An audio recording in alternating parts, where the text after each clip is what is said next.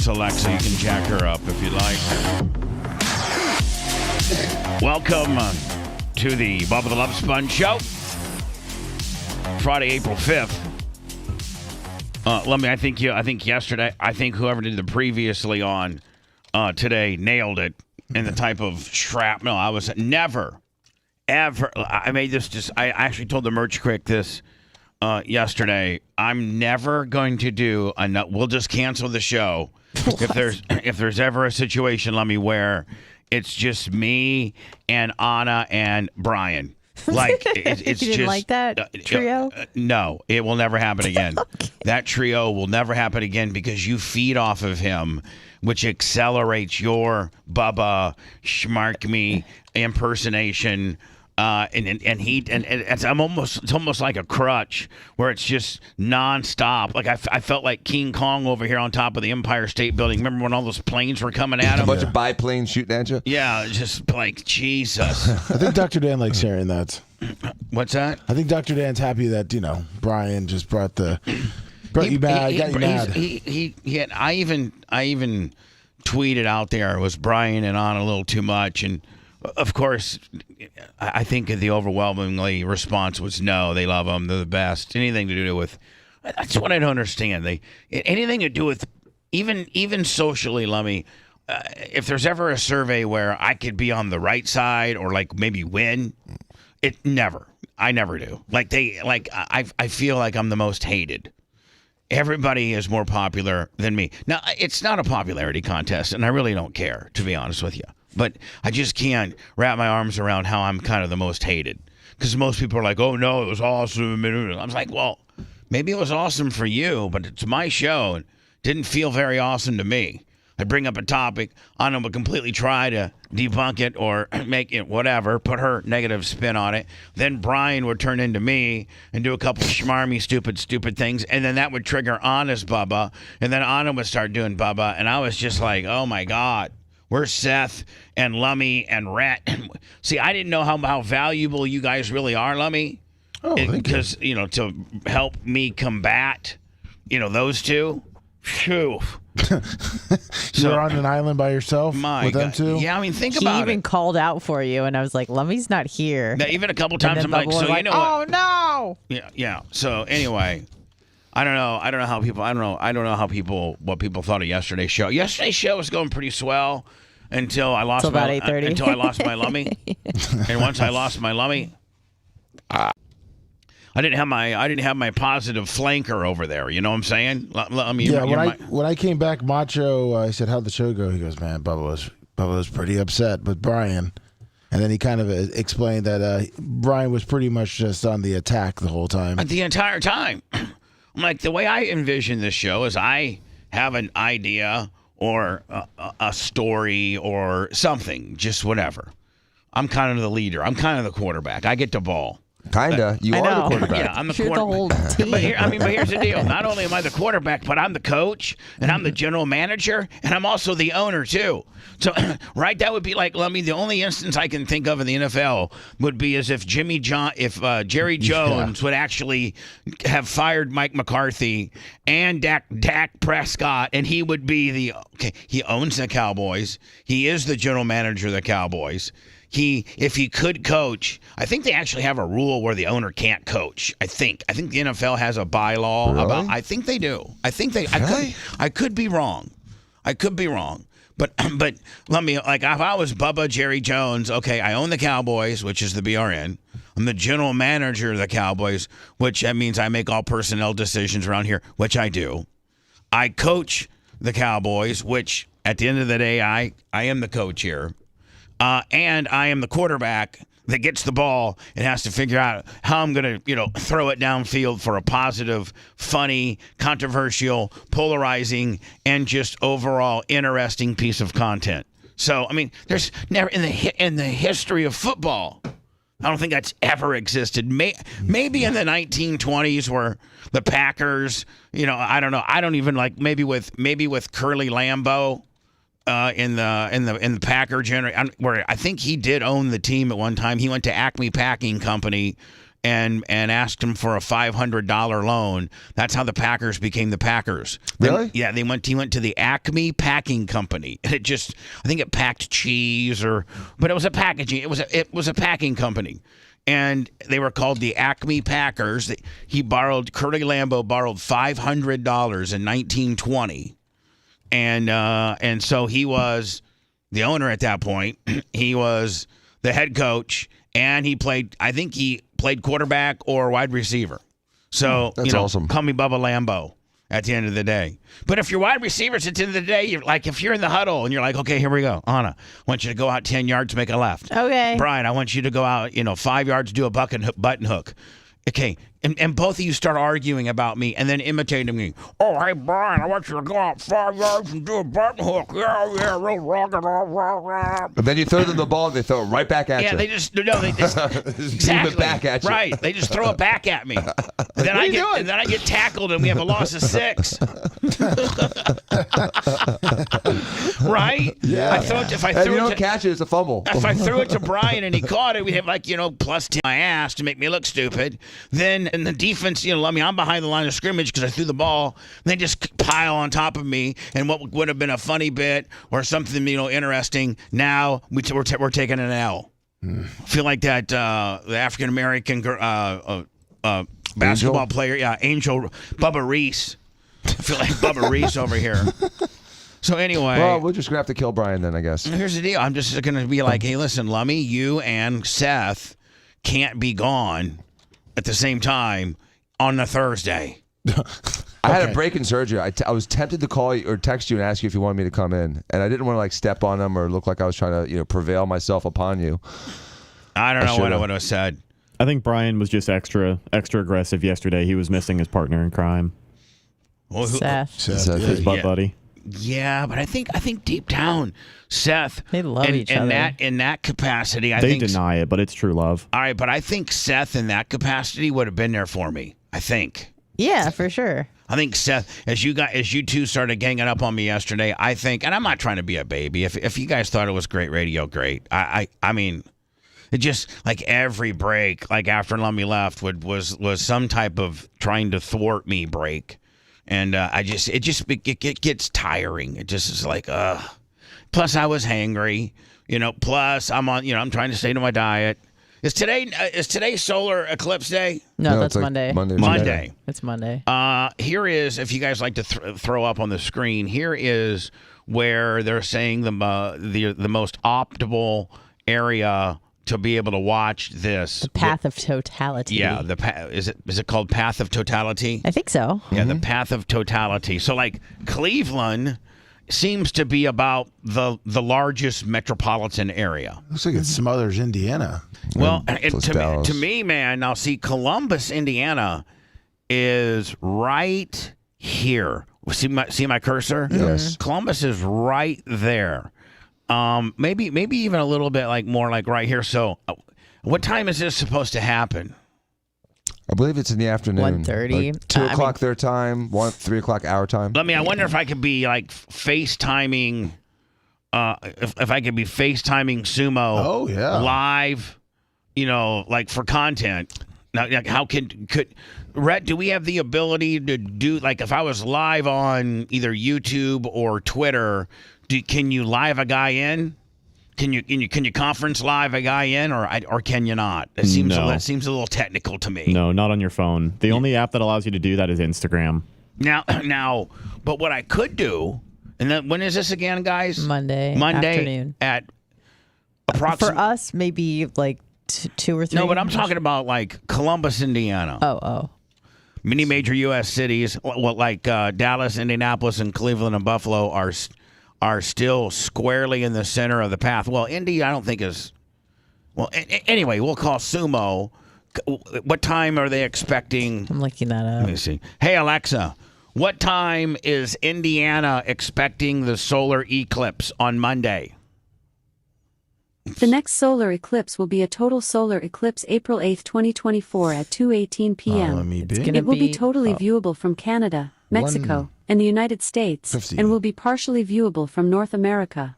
150, Bubba. Well, that might be Is that what you see? Yeah, local in Columbus, Indiana begins at 150 to 307.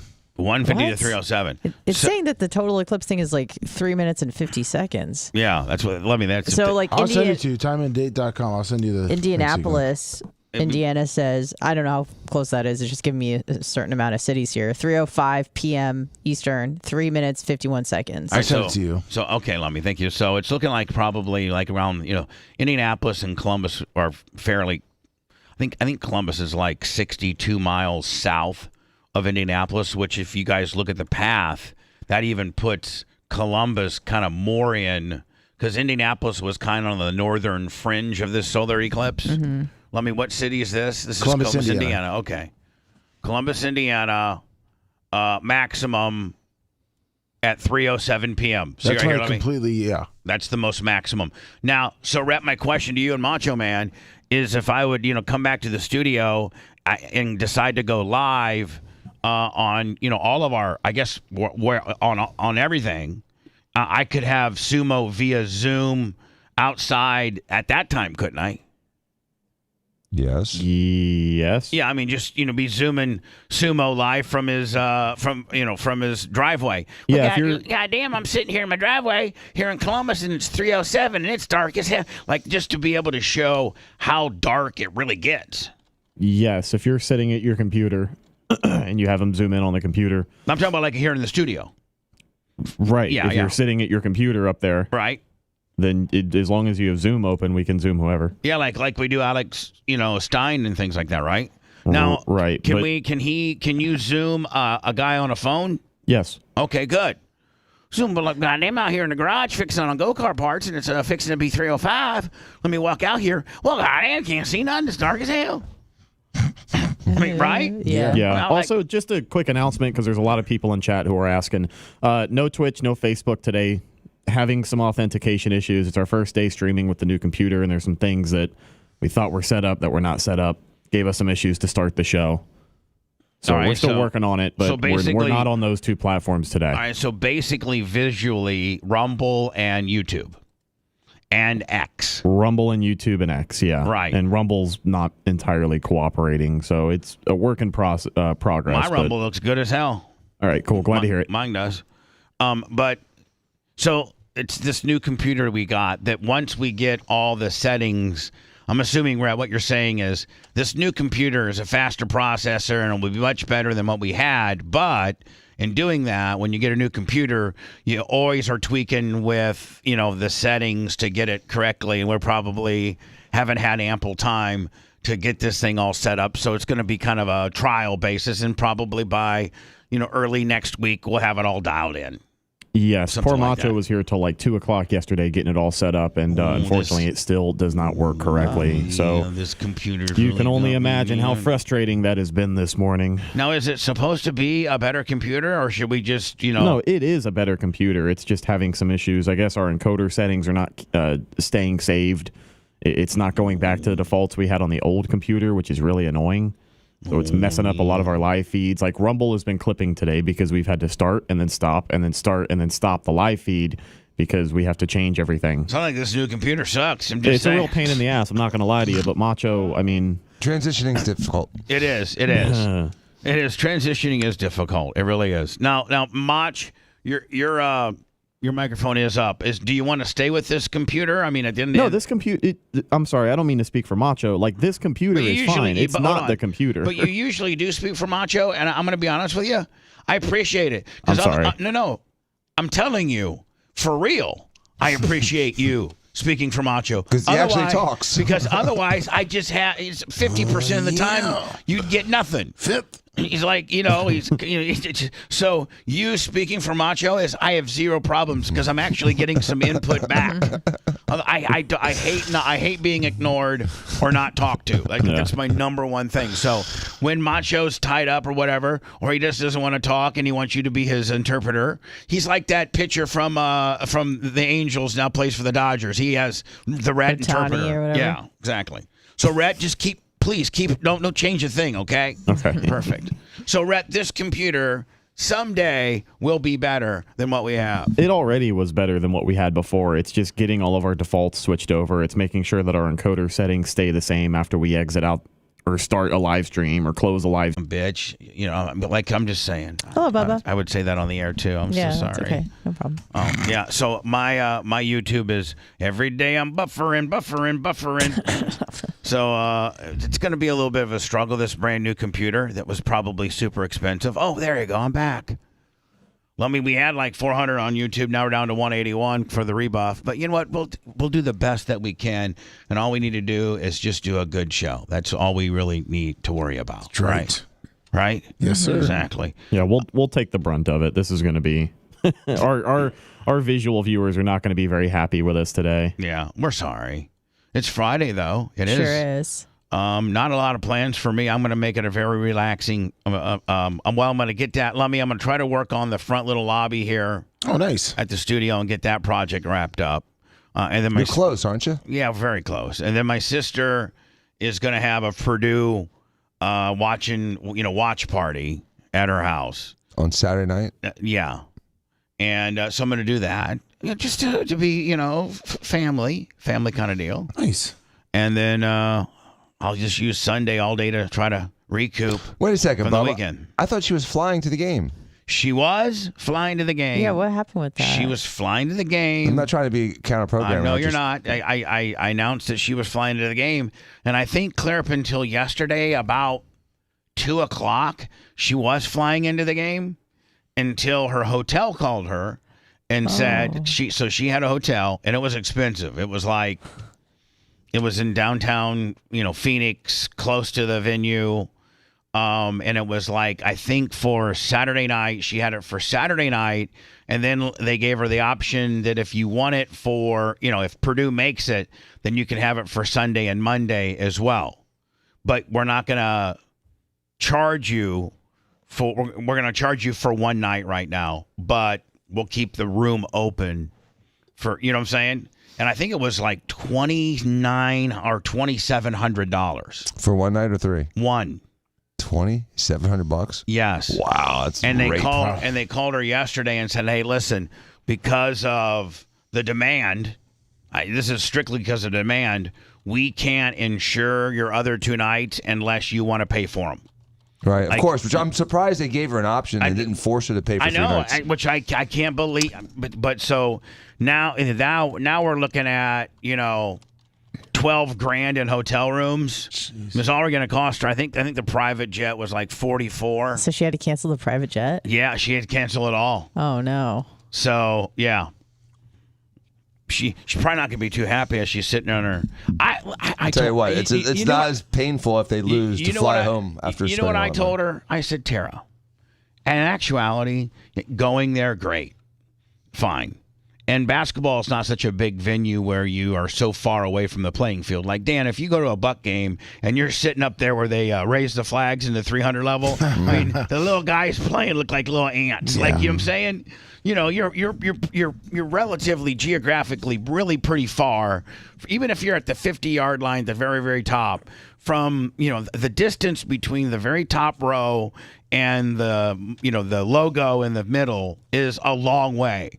But in basketball, I mean, there's really no bad seats. The venues are usually anywhere between 17 and 20,000, and so if you're top row 300 level, you're still closer to the action, than you are at a football game. Correct. Yes. So I told her, even though you are closer to the action, you're going to be far more comfortable watching it in your home.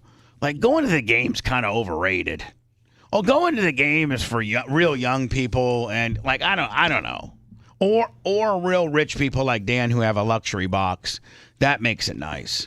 Or but just depends on the game. Like, a hockey game is way better in person. Boxing is better in person. But football and basketball is often better from the comfort of your couch. So I told her, listen, man, save the 60 or 70 grand, and we could think about it, below 60 grand to go out there with tickets and hotel and private airfare and all that kind of deal.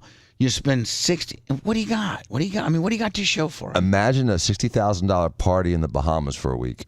That would be awesome. Imagine just 60,000 still in your account. That's what I wish I could say. Gives me a boner. Well, Anna, if you had 60 grand in your savings account, would you just be like swag bitch? Just like bitch. I look wouldn't at spend me. a penny. You wouldn't. No, I like hoarding money. You wouldn't spend a I penny. like saving and not spending. And then what? You just die with a big wad of cash on your pillow? do you? That's not fun either. No. I mean, will there get to a point when you save where you can go out and you have enough money to really take that expensive I would vacation? like to just shop at Whole Foods comfortably all the time. Well, like give me an amount that you would be like swag bitch that if you had in your account, if you had X amount of dollars in your savings account where you could roll around and be like, bitch, I can pretty much go on any vacation I want. I can pretty much buy anything at Trader Joe's that I want. I can pretty much buy any outfit I want. Yeah, any frumpy T-shirt. I can pretty this much. Is a Bubba Army shirt, I'll have you know. I understand that. What I'm saying, like, what is that amount? Is it 20 grand? Is it 50 grand? Is it 10 grand? Where you walk around and be like, yeah, you know what? Maybe in 2-3 weeks from now, I might want to go to Toronto for the weekend. Yeah, it cost me $5,000, but I got it. Like what? Yeah, because I would probably spend money on travel and experiences versus things. Right. I would think that you I'm not a things gal. You would keep Gus and travel a lot. Yeah. Rather than get a new car and travel less. Correct. So what's that number? For me, I think it would be like 50,000 would be for me. Like I would feel really good if I had 50 grand saved. 50 grand saved. Yeah, like 50 grand put away where that's just walking around money. Probably more for me where I would feel a bit more comfortable. Maybe Really? like 200 or something. You need 200 grand? Yeah, Please. it's saved. This goes to show you how downtrodden I'm used to living. I only got one. I only have a few payments. I just got rent, my truck, some water, a little cable, some insurance. I don't have much at all. Isn't the truck almost paid by now? Yeah. I think the truck's almost paid by now. Phew. That'd be nice. I haven't had a paid off vehicle since I was rich. Congratulations. You dropped the black card on it. Yeah. So, Lummy, what's that number for you? And obviously, you have to multiply, the needs of two additional people. I mean, realistically, it's whatever Dr. Dan has in his bank account because he lives comfortable. Dan has his numbers far larger than yours.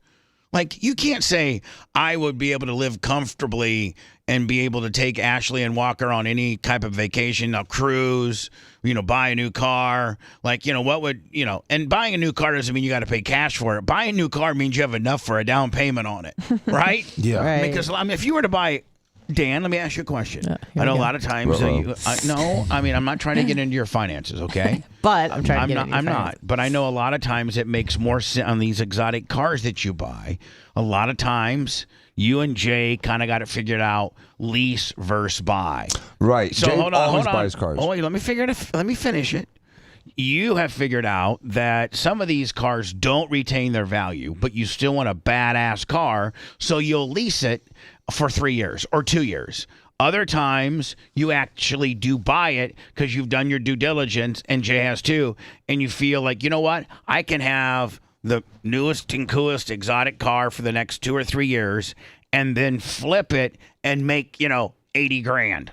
So there are times that you do lease a vehicle, right? Yes. Okay. And when you do lease something that exotic and that expensive, let me just back to your what the number you would need. Lummy, you're never going to be leasing a Ferrari. I'm sorry. You're just never. Lummy, I love you to death. Even if you had more money in the world, I just don't think that you would ever lease a Ferrari. I'm not a Ferrari guy. No, I think you're too big. A badass F-350 dually guy. Yes.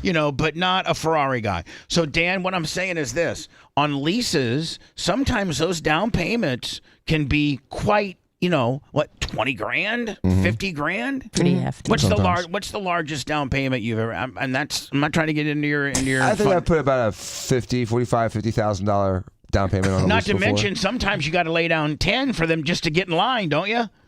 Yeah, it or a- 20 yeah, or 50. some- Depends on the car. Dan's laid down 15, 20 grand before just to be able to be in line to order one. Yeah, the SF90 was 20. 20 grand placeholder. For 2.5 years. And then the SF90, which I think you leased.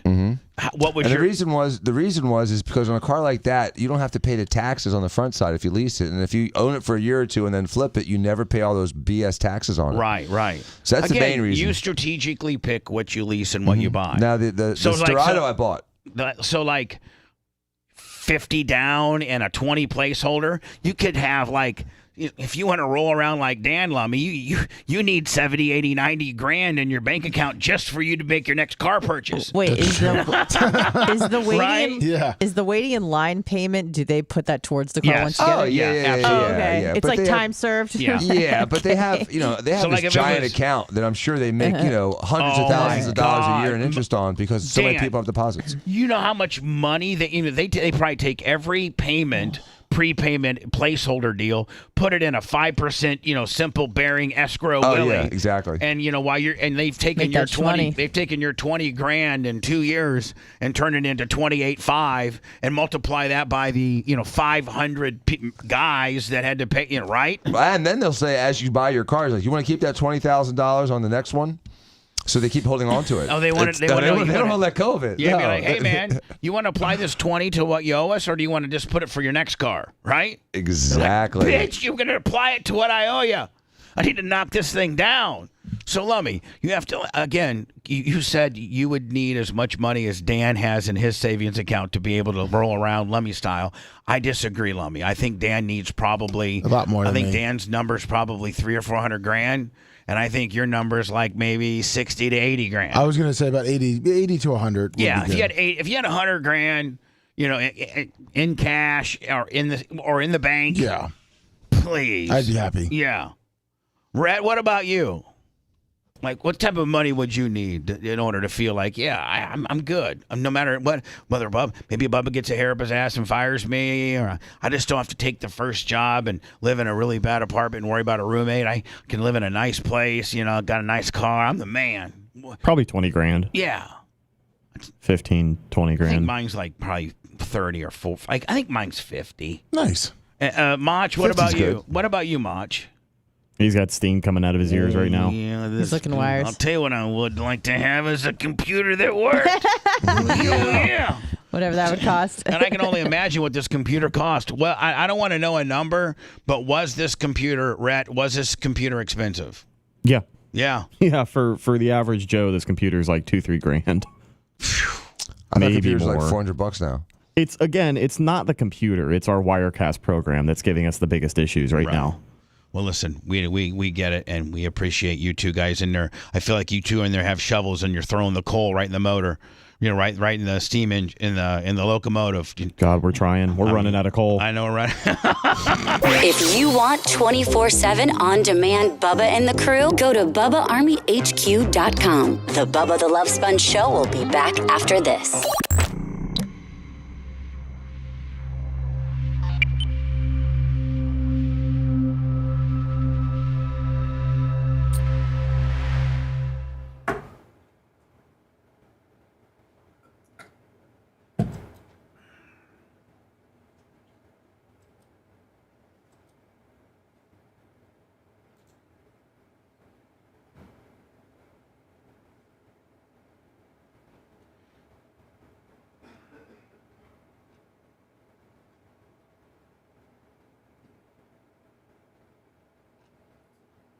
Morning, Saka. Morning, CC. Trickney. Good morning.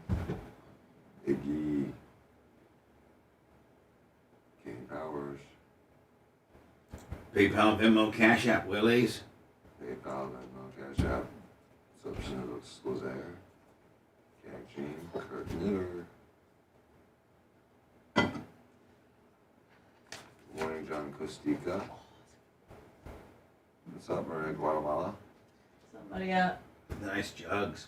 nice jugs. Appreciate your jugs. Pablo Pacheco. Checo. Peter the Cool Guy.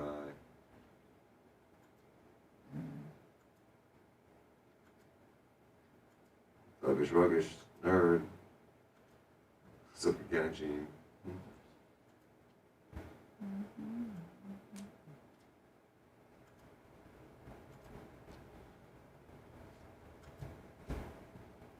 Arlene Godkin. Dark Match. Zach and Ball. So JHM3.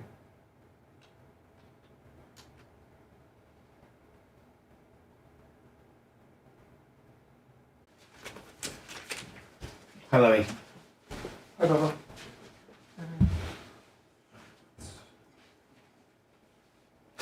I got PayPal. You got the rest? Yes, sir. Okay. Thank you.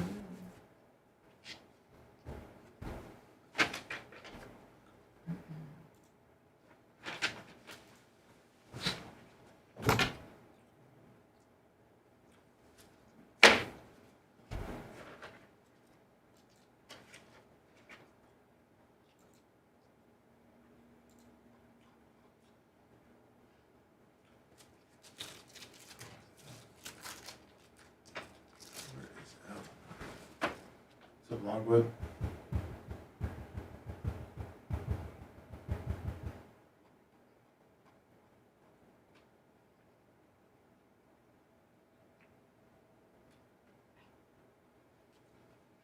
Is that what it would be, Iggy?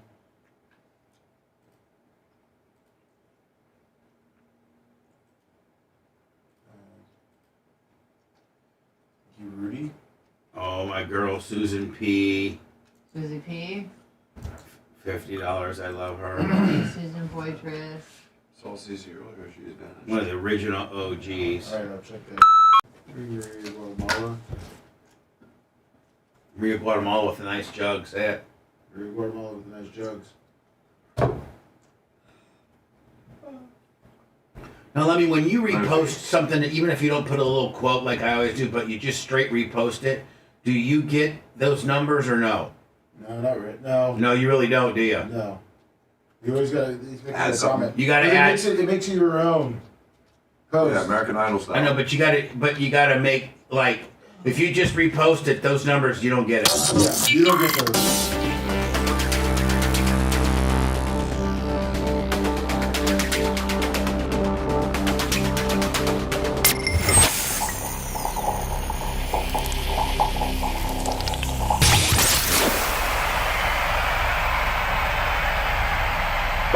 Do you want to hear all the times Hulk Hogan or Tucker Carlson called in? We have it all for you on BubbaArmyHQ.com. You're listening to the Bubba the Love Sponge Show.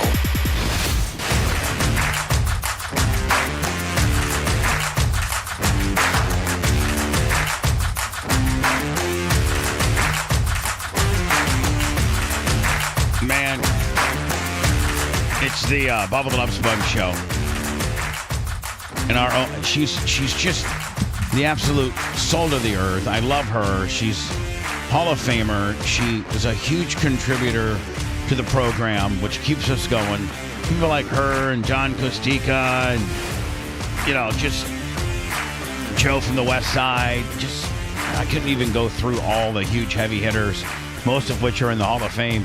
Let me, when do we start? When do we start? August? Yeah, usually about August. Is when we start looking for Hall of Fame Yes. deals. Yep. I have my eyes. I mean, I got a pretty good idea.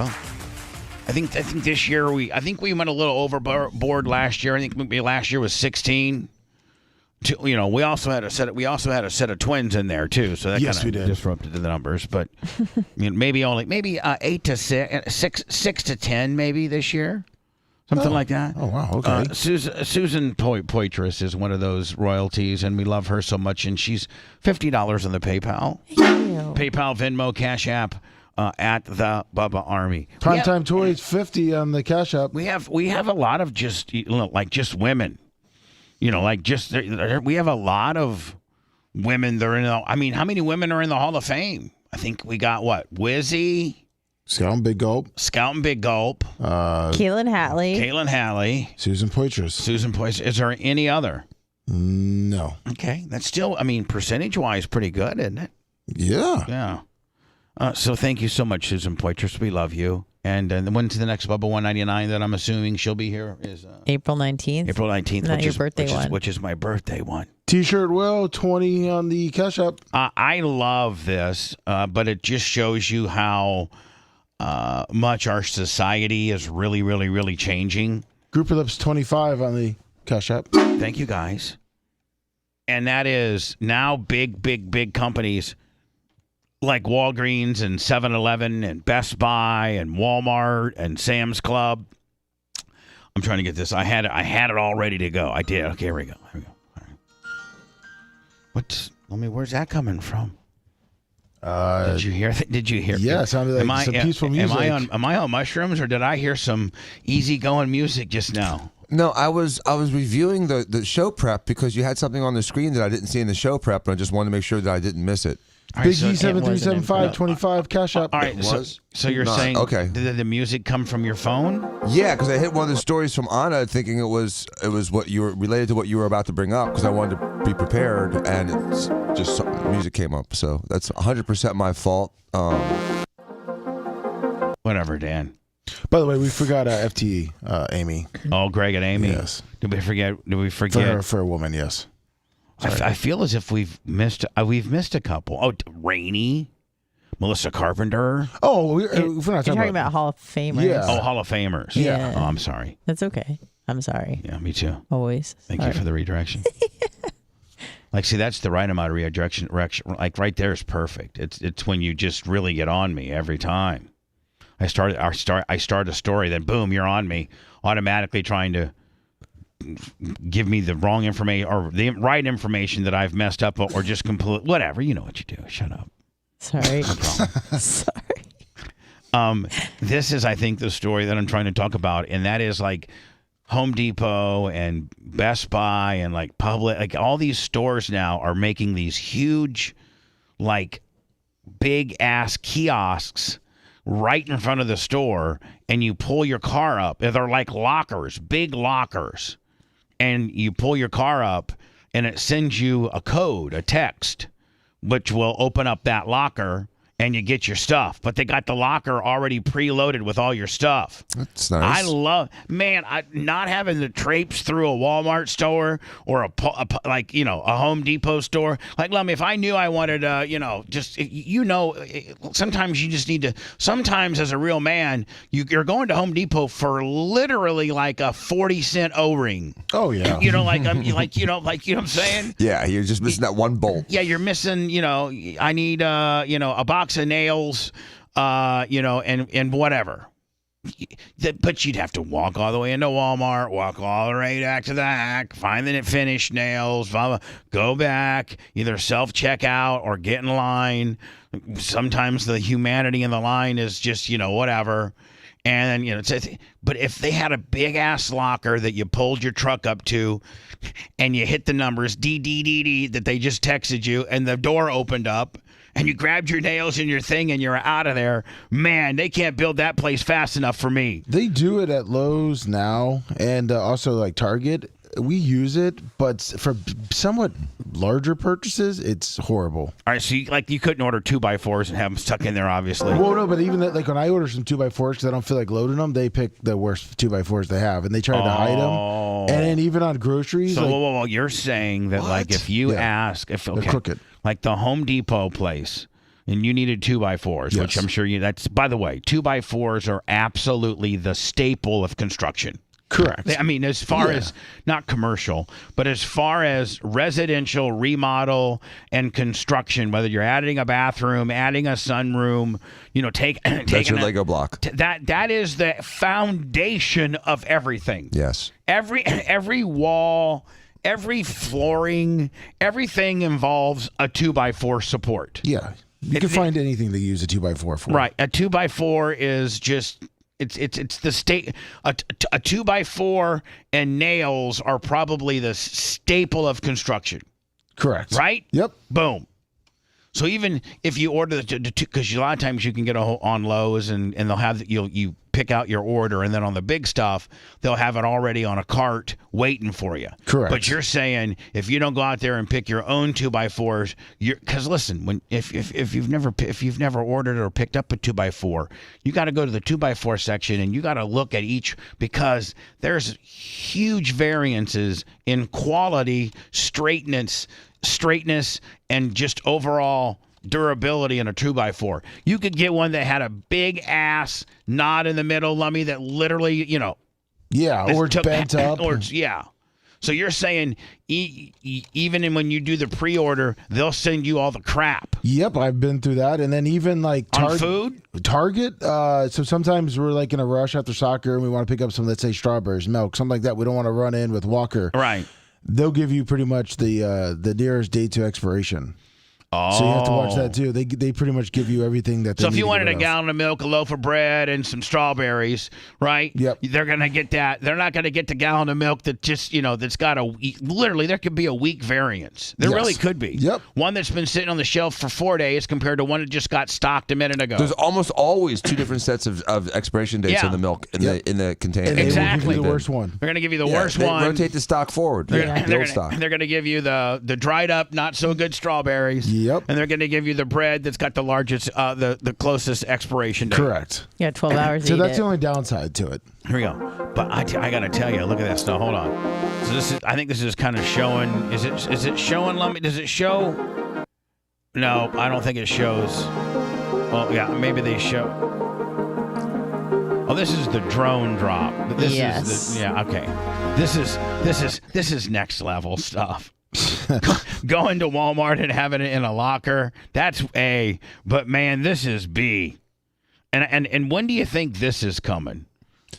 When do you think where Amazon can take a package that big on a flying drone that large and fly? And you got to think, what if you have 300 or 400 of these drones flying around all day? Well, Bubba, if you think about it, it's going to become everywhere when it becomes cost effective.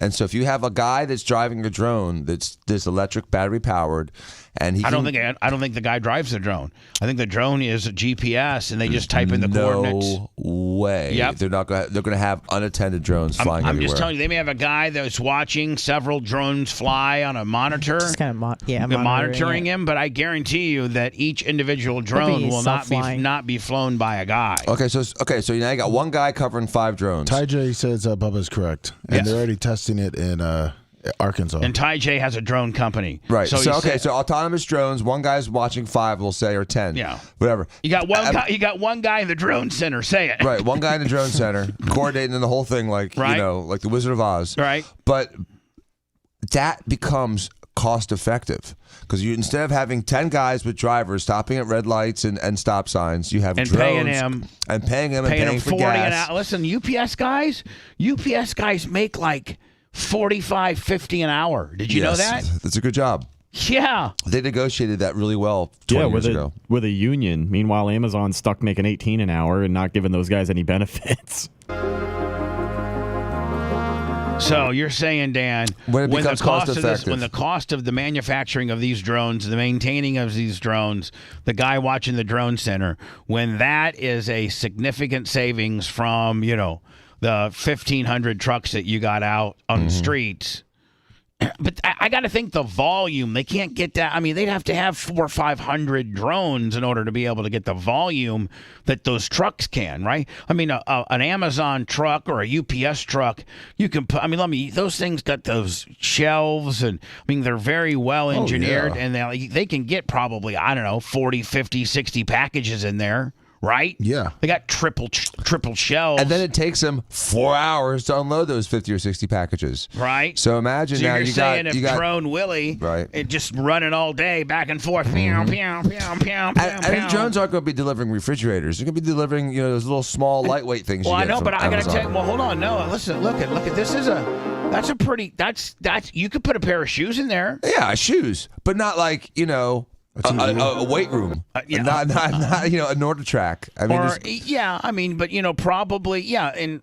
But a pair of shoes or a woman's blouse or a pair of jeans or Penis pump. a penis pump or whatever you could put in there, that's still probably at least half of what the guys in the truck's cargo is, right? Mm-hmm. So if you're like, listen, all big stuff, maybe that's the way they do it, Dan. All big stuff goes to the truck. And the stuff that's dronable, and they know, they'll have it dialed into how That's exactly. under 10 pounds, under, they'll have 12 to 14 inches. They may even have it so dialed in to whereas if the wind is a certain amount, it lessens the payload. Whatever. That they'll have it all, right. Schematicked out, whatever. And they'll just now you got these drones just fun. And what if these farmers be like, man, I this drone was in my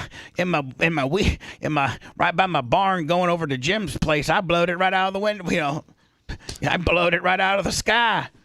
How many people are shooting drones? I would probably think they'd make that like a federal offense. I'm sure they'll have to make it some kind of offense. But, again, otherwise, do you control the airspace above your property? Do you? Well, it depends. I mean, most of the time, no. I've always been told that you own the ground and the mineral rights that may be within the ground for as deep as you could drill, but you do not own the space directly above your house. Except if you're being obscured. I mean, like you own like a reason, like 50, 60, 80 feet. You own that, like if you're going to put a TV tower up or something like that, but you don't own like 1,000 feet where the planes fly above you. No, it's not indefinite. And the other thing is that you can't have another house encroach too much on your foundation or on your like airspace. So like essentially a house can't be drowned out by another building without permission or zoning. Right. Like you can't have a 400-story building next to a one-story, ranch like house. If the guy beside you, won Powerball, and he's like, Dan's always in a nicer house than me because he's got that third story. So you know what? I'm going to build a 9-story house. Right? Yeah, exactly. You can't do that. Nope. They have different rules. Like where we are, where this building is, I know the code of it for various things, and the tallest that any building can be where we are right now is 72 feet. Right. Because we are directly in line with when, they're using the Tampa International Airport backup runways. And I mean, literally the Airbus, it was an Airbus 380s. The Airbus 380s and the 727s and the 737, and then all the private planes. There's a lot of planes that literally fly almost directly over our building. So much, whereas I'm not advising this, but if we did have our Valken airsoft paintball guns, we could hit the underbelly of a plane, no problem. Oh yeah, they're that close. I mean, we're that close. Mm-hmm. I don't recommend doing that. Lummy, warmed up and properly timed, could probably throw a softball and hit the plane. Now, I mean, Lummy, you'd have to gauge it, throw it so much because that thing's. Oh, yeah. I mean, you It's coming understand? quick. Well, you don't understand. It doesn't look like it's going that fast, but when a plane is zipping by, by our building, it's going about 130 knots. Yep. This is about $150. It's going about 130 knots because I think they hit the numbers at 120. So they're full flaps down and they're really trying to scrub off a bunch of speed, but they're going $120. So if you were to softball Willie it up there, Lummy, you'd have to throw it, kind of ahead of it. Head of it, yeah. But hopefully. I really, that's how close it is. I bet Lummy. Who has the best arm here? Probably Lummy. Probably. Yeah. Lummy, I bet you could wing it up there. Oh, I'm sure I could. Yeah. Or you could punt the ball into the direction, Yeah, You I could mean, punt the ball into that'd even be harder to do. Well, you get height with it. Just be better just to put, like, if we all had paint guns and just, tell me how fast the FAA would be here and how quick we would be in prison. Okay, about 4 minutes and about 4 hours. Right. And then I'm shooting at a passenger jet landing at a international airport. You don't think that brings all types of international terrorist charges on you? The studios would be closed in a minute. We'd all be in prison. Anybody that had a gun, anybody that participated in the event would be in prison for a long time. I mean, you're shooting at. I mean, I've seen kids go to jail for just taking a red laser pointer and like the police helicopter. When Oh, they're, yeah. when they're Do like, not do that. Oh, That is yeah. a huge problem. You do a laser into a pilot's eyes or yeah. towards any kind of flying thing, Right. and the FAA is up your ass You immediately. could do a laser pin on a plane and be lasering just the wing of the plane, and they'll get you for this. You might as well have been putting it right in the captain's eyes. Might as well have shot an RPG Like, at him. If you just put a laser on a plane, just a little laser that you would buy, like the little $6 cheap ass laser pins that you buy, do that to a plane one time while you're at the airport, and watch how fast you're in prison. I'm just saying, if you ever want to go to prison fast, do that. Look at this, Lemmy. That's a pretty big size box. Guy puts it on a drone. See, this is the stuff that probably make Ty J just gets a straight bone. Drone guy. I mean, Ty J owns his own drone company. Look how big that thing is. The drone? Yeah. Yeah. Now, does it does it lower it down and drop it, or does it land? I think we're gonna see here. Oh, that looks expensive to me. Carbon fiber. I mean, those type of drones, or Ty J might be on listening and be able to communicate with you on me, but I'm thinking these type of industrial drones are like $30,000 or maybe $50,000. Oh, you don't think they're just more like 5,000? No, I mean, not Oh, you that think size. Ty J says starts at 50. Yeah. Starts not at that size. $50,000, but that's a good car. Okay, but what I'm saying is, so these drones here, like that drone right there, that's 50. That's 50. Now let's watch it. You'd seem like they'd be able to maybe, Dan, and we have the technology to be able to make the landing gear retractable. You know what I'm saying? It looks so. I don't think it. It looks so. Yeah. It looks so. I know. It looks silly. It looks like an old helicopter. Yeah, it looks like an old Huey. All right, so hold on.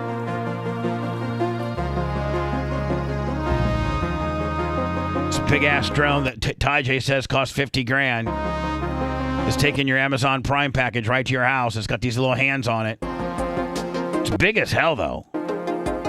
Kind of has to be. Now it flies to Brian Petroni's suburbia home. Oh, and it has like a little line. Oh, the little landing gears. And then it retracts itself up. And you go out and there you go. Now, do you have to probably program, like give them a GPS setting or something? I don't know, but I see another disadvantage here. They're not dropping it off on your doorstep. They're dropping it off in the middle of your yard. So Well, if I they see put it two on problems. a big pile of poop. Or just your yard's wet or your sprinklers come on, and it also makes it easier to steal because it's closer to the street, not on your. I mean, a thief is much more likely to take a box that's just in the middle of your front yard than one on your doorstep. Here are some of the things that they're doing with these controlled lockers. This is, I think, Home Depot. No, here we go. So, Drone Up says it's working with 7-Eleven, Walmart, and Chick-fil-A. The process involves a climate-controlled locker referred to as a DBX, where drones can pick up packages. All right, so all these are drones, deal. I wasn't even thinking. I thought that we were talking about the locker system, where they have these big lockers outside the place, and they give you a code to get in. Yeah, they have that. I mean, that's. Do we have those? Yeah. Well, they also have the drone. There looks like there's 9 locations in Florida that have it now. They have drones. Yes, for the Walmarts. Rhett, when that time, Chick-fil-A was one of the very first that says we'll drone your chicken sandwich to you. And I think your boys at Pinecrest, your relation, we actually did a video of it, did we not? Yeah, it's on our channel. Yeah. Does it drop it? Does it go all the way to the ground and drop? It's on a tether. Was it? So it just like slowly drops it down and then unhooks it once it hits the ground, but it's on a rope. Was your food colder? No, it was great. Yeah. I don't think they offer that but in that one little Sefner area. Yeah, I think there's only certain cities they're testing that out in, and as far as Tampa, I think that Brandon location is one of the only ones. Man, I'm all for staying. It was the first in the country. But I think other ones are testing it. I'm all for staying home and just letting them bring it to you, especially if it's not that much more. But how much Uber Eats meals have you gotten that are cold? I don't get it. I don't ever do Uber Eats. Ever. Oh, I do. I don't ever. I got to think that your family probably. By the way, Dan, do you not have a Bubba Army microphone cover? There was one on here, but it was all like Matroni had like fouled it, and so I was waiting for another one. We'll put a new one on. This is my old one. Matroni fouled it up.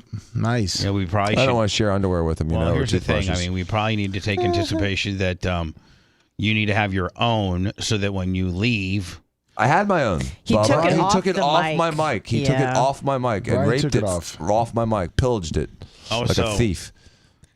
Which was really bizarre. He changed the mic, but used the same mic cover. I'd rather use my mic with a different mic cover. Right. Well, let's just get that handled so that Dan's got his own and nobody takes it, and then the spit it up. We might as well take the spit it up one that had all that toothy spit on it and just make that burn it. just make it Brian's. Like that's his permanent one. You know what I'm saying? Like, We have it here. Here's Here's Brian's permanent one, Brian. right. Look at it, watch it, look for it next Dan, time. you don't have to be combative about it. I'm not being Okay, just combative. give it to Lummy. Lummy will put it away. Yeah, you're like you're being all combative about it. Does the one with the red highlights bother you? This one? Bubba, I'm going to put it on the camera for a sec. The one that I really like is It's got the red chevrons. I haven't seen the red chevron option. I'll put it on the mic. You'll There's see it in only the one camera in of a those. second. Let me see here. Technically, that was the one Brian was supposed to use, but he felt the need to pull Dan's off. Do you want me to use that one? Is that okay to use? Because that's an extra one. It's not fouled up. Well, I'm waiting for it to. Okay. I'm waiting for it to be on camera. We have major camera issues today, which is not a big nobody's problem. Just I'm way lagging behind. You need to refresh because it's been up. Well, I mean, Dan, I am refreshing at an alarming rate right now, back and forth, back and forth. Refresh. And it's still not. I still don't have. Again, okay, I refreshed there, nothing. Now I'm refreshing on my Rumble, nothing. It's just you with a YouTube empty mic still. It's still okay.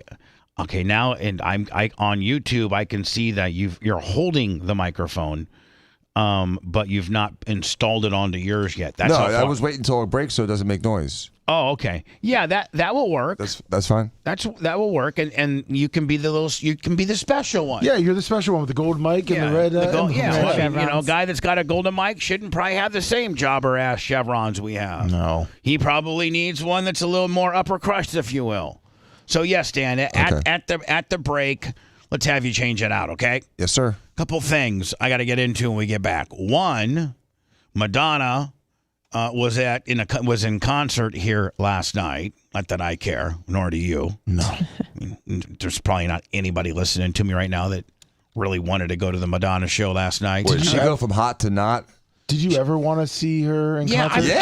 Oh yeah, like back when I was in San Antonio at KTFM, like back in 88, 89, when she was really, really, really on top of her game. Oh yeah, she was on fire. And she was sleeping with Vanilla Ice and she was? Yeah, she slept with Vanilla Ice. She slept with Dennis Rodman. She had a whole book called The Sex Book that she released. It was a limited, I think it was only 5,000. Michael Jackson or attempt? If you go to the Madonna Sex Book, she pretty much puts everybody she had sex with in there. Yep. And it's just a book of pictures. And the entire country went crazy when Madonna was going to come out with her book. And it didn't have a lot of words on it. It was just pictures of her in various concerts and with famous people. And it's rumored that almost every man that's in that picture, she had sex with. Did she bang Weird Al Yankovic? Is he in the book? Is he in the Madonna Sex Book? I don't have the book in front of me. Let me go into words. See if you can find the Madonna Sex Book online. Yes. We get into that. She was in concert in Tampa last night, and she was 3 hours late. What a bitch. Supposed to start at like 8:30, and on a school night? Yep. That's not cool. No, And then she not it's like, I'm Madonna, and that's how I roll, bitch. Well, there's people that are actually suing her in other states because she does this. Boy, I would be full hot if you go there, and let me try to be responsible. You try to get your parking. Yep. You try to get maybe some food so that you're sitting in your seat, at like 8:25 or something like that because she's scheduled to go on at 8:30, right? And you're sitting there and you're sitting there and you're sitting there and she doesn't come on till 11:30. Now there's no there's nothing going on. I'm assuming there's just they have the stage that has the curtains down on it, and they're just probably playing Madonna or other songs. That's all you can 80s do. music. That's all they do at concerts while you're waiting for. Now, sometimes there's an opening act, but they go like 30, 40 minutes. And then usually the way most concert goes, like rock shows and things like that, there's an opening act. Let's say that AC/DC is scheduled to be on at 9 o'clock. Well, there's an opening act at 8:15 that goes like 30 minutes, or something like that. And then about 8:40 they're off stage, and then AC/DC's techs, drum techs, pyro techs. There you see all these guys working on the stage, getting ready for guitar techs, drum techs, lead Michael techs. All the roadies are out there. All the roadies are out there. And then, at 9:05, 9:10, usually most big, really, really, really big, huge rock. Like I guarantee you, Taylor Swift is probably really responsible at being on time. You know what I'm saying? Yeah. And boom, at the scheduled time, here's the big show. Big show lasts about 90 minutes. They do maybe 1 or 2 encores. Bam, we're out of there by 11. We're out of there by the time Madonna decides to start her concert, bitch. And it's so unprofessional. It's so unfair and inconsiderate. It's narcissistic. It sucks. And it's not like the only person these days that actually could justify being an hour late and people not really complaining too much would be someone like Taylor Swift. But Madonna is such a has-been hack right now, and she's so weird and disgusting. It just adds to the fact that she sucks. It just adds to her current brand of being a has-been hack, because I promise you, let me do a little research. What's the, I got to think Taylor Swift is so well managed on every asset of her life, from her media, from what she tweets to what she wears to who she hangs out with to where her and Travis vacation. She's so highly regulated in a really, really smart way that I promise you that all the real big stars right now are usually dead on time. Like Taylor Swift scheduled to be on stage at 8:30. Bitch is on stage at 8:29:55. It says, yes, Swift usually gets on between 8:45 and 9 without missing a beat, ensuring that the show would finish by 11 o'clock. Right. She's probably... She's got 6 more shows lined up, so she has to kind of be punctual and on time. So I'm just saying. Did you see the Madonna video, I guess, from this tour where she yelled at a lady sitting in a wheelchair because she wasn't standing up? No. Can you find that for me? Yeah, I just had all right, to. we'll get into all that next. If you want a deep dive into the Bubba the Love Sponge show from the past, go to BubbaArmyHQ.com. The Bubba the Love Sponge Show. We'll be back after these words.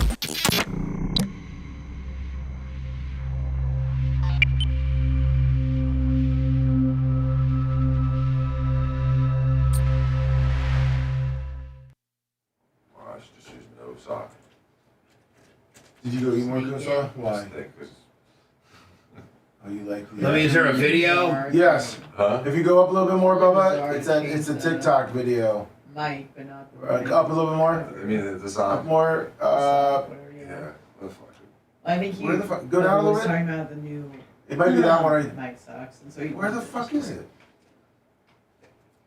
You go fuck yourself. See what I'm saying? Sometimes you guys hang me out. No, I'll send you the video's right here, which is weird. Oh, there's one viewer. Okay, I'm getting rid of this one. I'll get you another I one. think it's just kind of fucking right now. I don't see chat. That's fucking weird. It's not on there. It's alright. What's up, chat? I think YouTube's got it. Quicker ticker.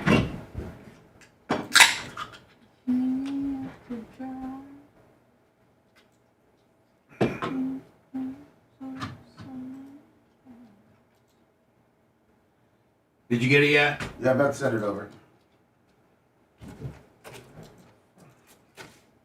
Yeah, it's funny that you bring up Beach Bell Detective Vision Quest, because I brought that up last week when one of the chicks in an operating room had a ringtone that was from Hunger Games, but it was really the beginning of.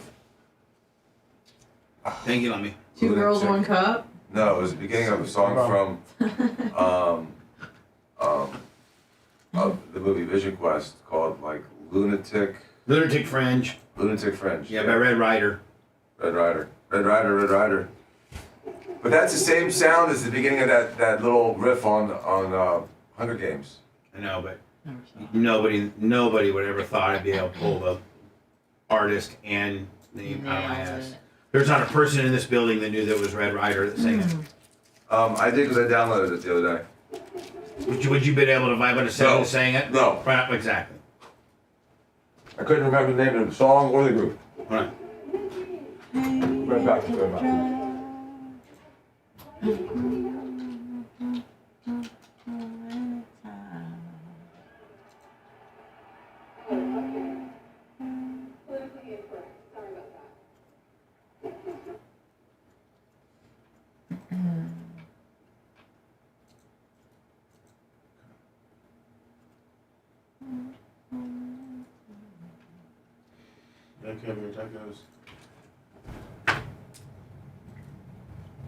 Chuck and Leslie on the PayPal. Chuck and Leslie, I'm sorry, we can't see chat on Rumble right now, so.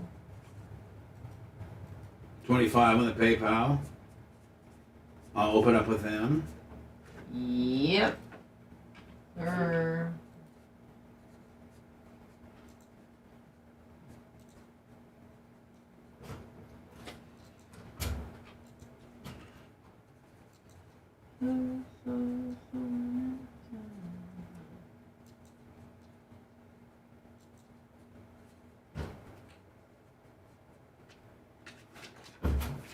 Fucking gross.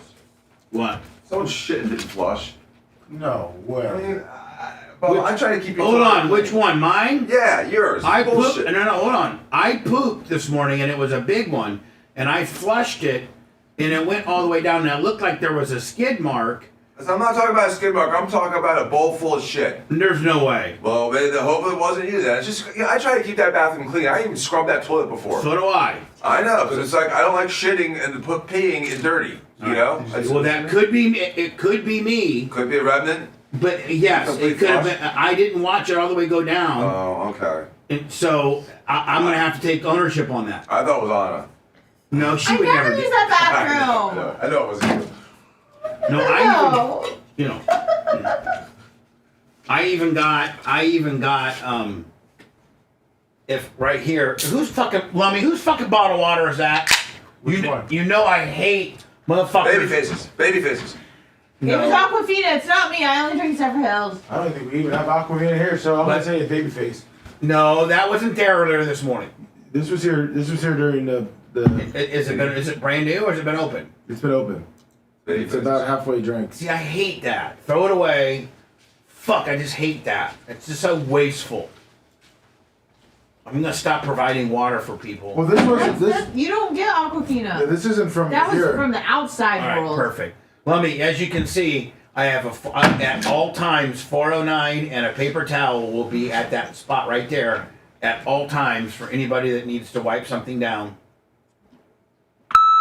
Trying to keep our areas cleaner. Thank you, Bubba.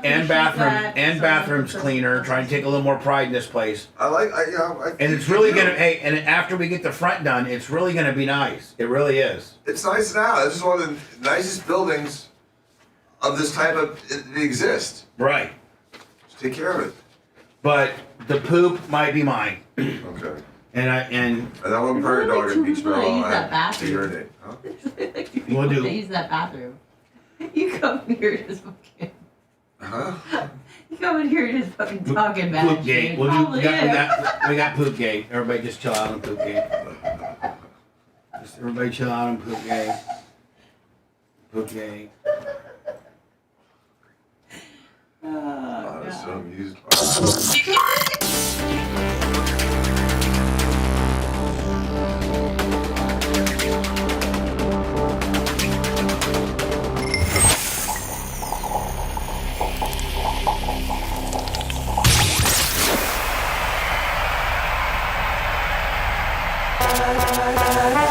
You're listening to the man that is best friends with Deion Sanders, Tony Stewart, and not Hulk Hogan anymore. Now, back to the Bubba the Love Sponge show. Chuck and Ed and Leslie. There's three. Chuck plays two characters, one guy named Ed and one guy named Chuck. But the couple is Chuck and Leslie. They're royalty. We love them. They're great Bubba Army. Just threw us a 25 on the PayPaler. Thank you, Chuck and Ed, Leslie. Thank you. Love you guys. PayPal, Venmo, Cash App at The Bubba Army. We're able to give you an entertaining show with all types of drama, polarizing issues, a man-skewing show delivered by a Hall of Fame radio personality and me, Bubba the Love Sponge. Thank you. I'm just going to start calling myself Hall of Fame. Why not? I mean, like, you know why? Ask me why. Why? Because I identify as such. There you go. And it should be in there. And at the end of the day, I think that we're so soft as a society that you really can't tell anybody, well, you can't identify like that. If I said, hey, you know what, I want to, aren't they letting girls and people identify as cats and furries and things like that? And aren't they letting a man that wants to tuck his penis and shave his beard and go against the girls in the NCAA competition and swimming? They're letting him do that because he says he identifies as a girl. Mm-hmm. So you know what, Lummy? Even though I have the talent to probably be in the Radio Hall of Fame, and I should be, and that maybe by the time my career is over, I not necessarily won't be, but I feel as if, I see the people every year that get admitted to them. I'm like, I'm way better than, place. Gwendolyn Joe, 20 on the Cash App. So I'm just going to start saying Hall of Fame, radio guy, Bubba the Love Sponge, because you know why? I identify as such. And who is it? Nobody's going to, you can't argue that. There's only a couple rules of things you can't do with identifying. Oh, what? Probably color. Yeah, you can't identify as black if you're not. Right. And that's about it. That's about it. If I wanted to identify as a woman and start wearing makeup, mm-hmm. I could find you 15 stories a day of men that are identified. There's probably thousands, but just hundreds. There's 10, 15, 20 of these of those type of people that identify men that are transitioning to women that are in the news, that are doing various things. Right. So, yes, Lummy, it's the Bubba the Love Sponge show hosted by Hall of Fame radio personality Bubba the Love Sponge. And thank you to Chuck and Leslie for the PayPal. We're self-sufficient. PayPal, Venmo, Cash App. Love ya. Thank you. So Madonna, she was 3 hours late last night in a concert here in Tampa. And you know what? Stop buying Madonna's tickets. Like, society needs to, but unfortunately society are a bunch of marks, and they're just, they'll just, she'll always have a hardcore fan base. This is her, she's asking everybody to stand up and enjoying her excitement. This is at one of her concerts, and this person is confined to, is in a wheelchair. Yeah. This was 3 weeks ago? People in wheelchairs sometimes have conditions where they can't stand up. Yeah, that's why they're in a wheelchair. Yeah. Take this ride with me. What are you doing sitting down over there? Oh my God, a guy sitting down over there. What are you doing? Hey, Lummy, can you send me a up-to-date picture of Madonna? Of Madge? Yep. Sitting down.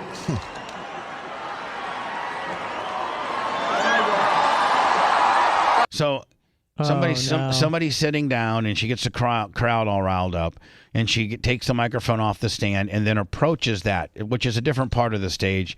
She approaches this person, which gets all the fans all lathered up because she's going to cut a promo on somebody that's sitting down with their arms crossed, not enjoying her music. And then the dumb bitch realizes that she, indeed. Oh, okay. Politically incorrect. Sorry about that. I'm glad you're here. So, but I will say she did gracefully apologize. Like that.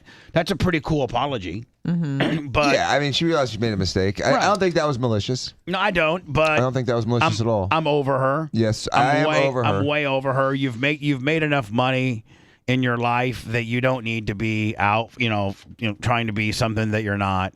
And Lummy, I can't. The last pictures. There's no. I like that. This is her Instagram. Yeah. What is she This eating? is what she says. How she looks. Right now.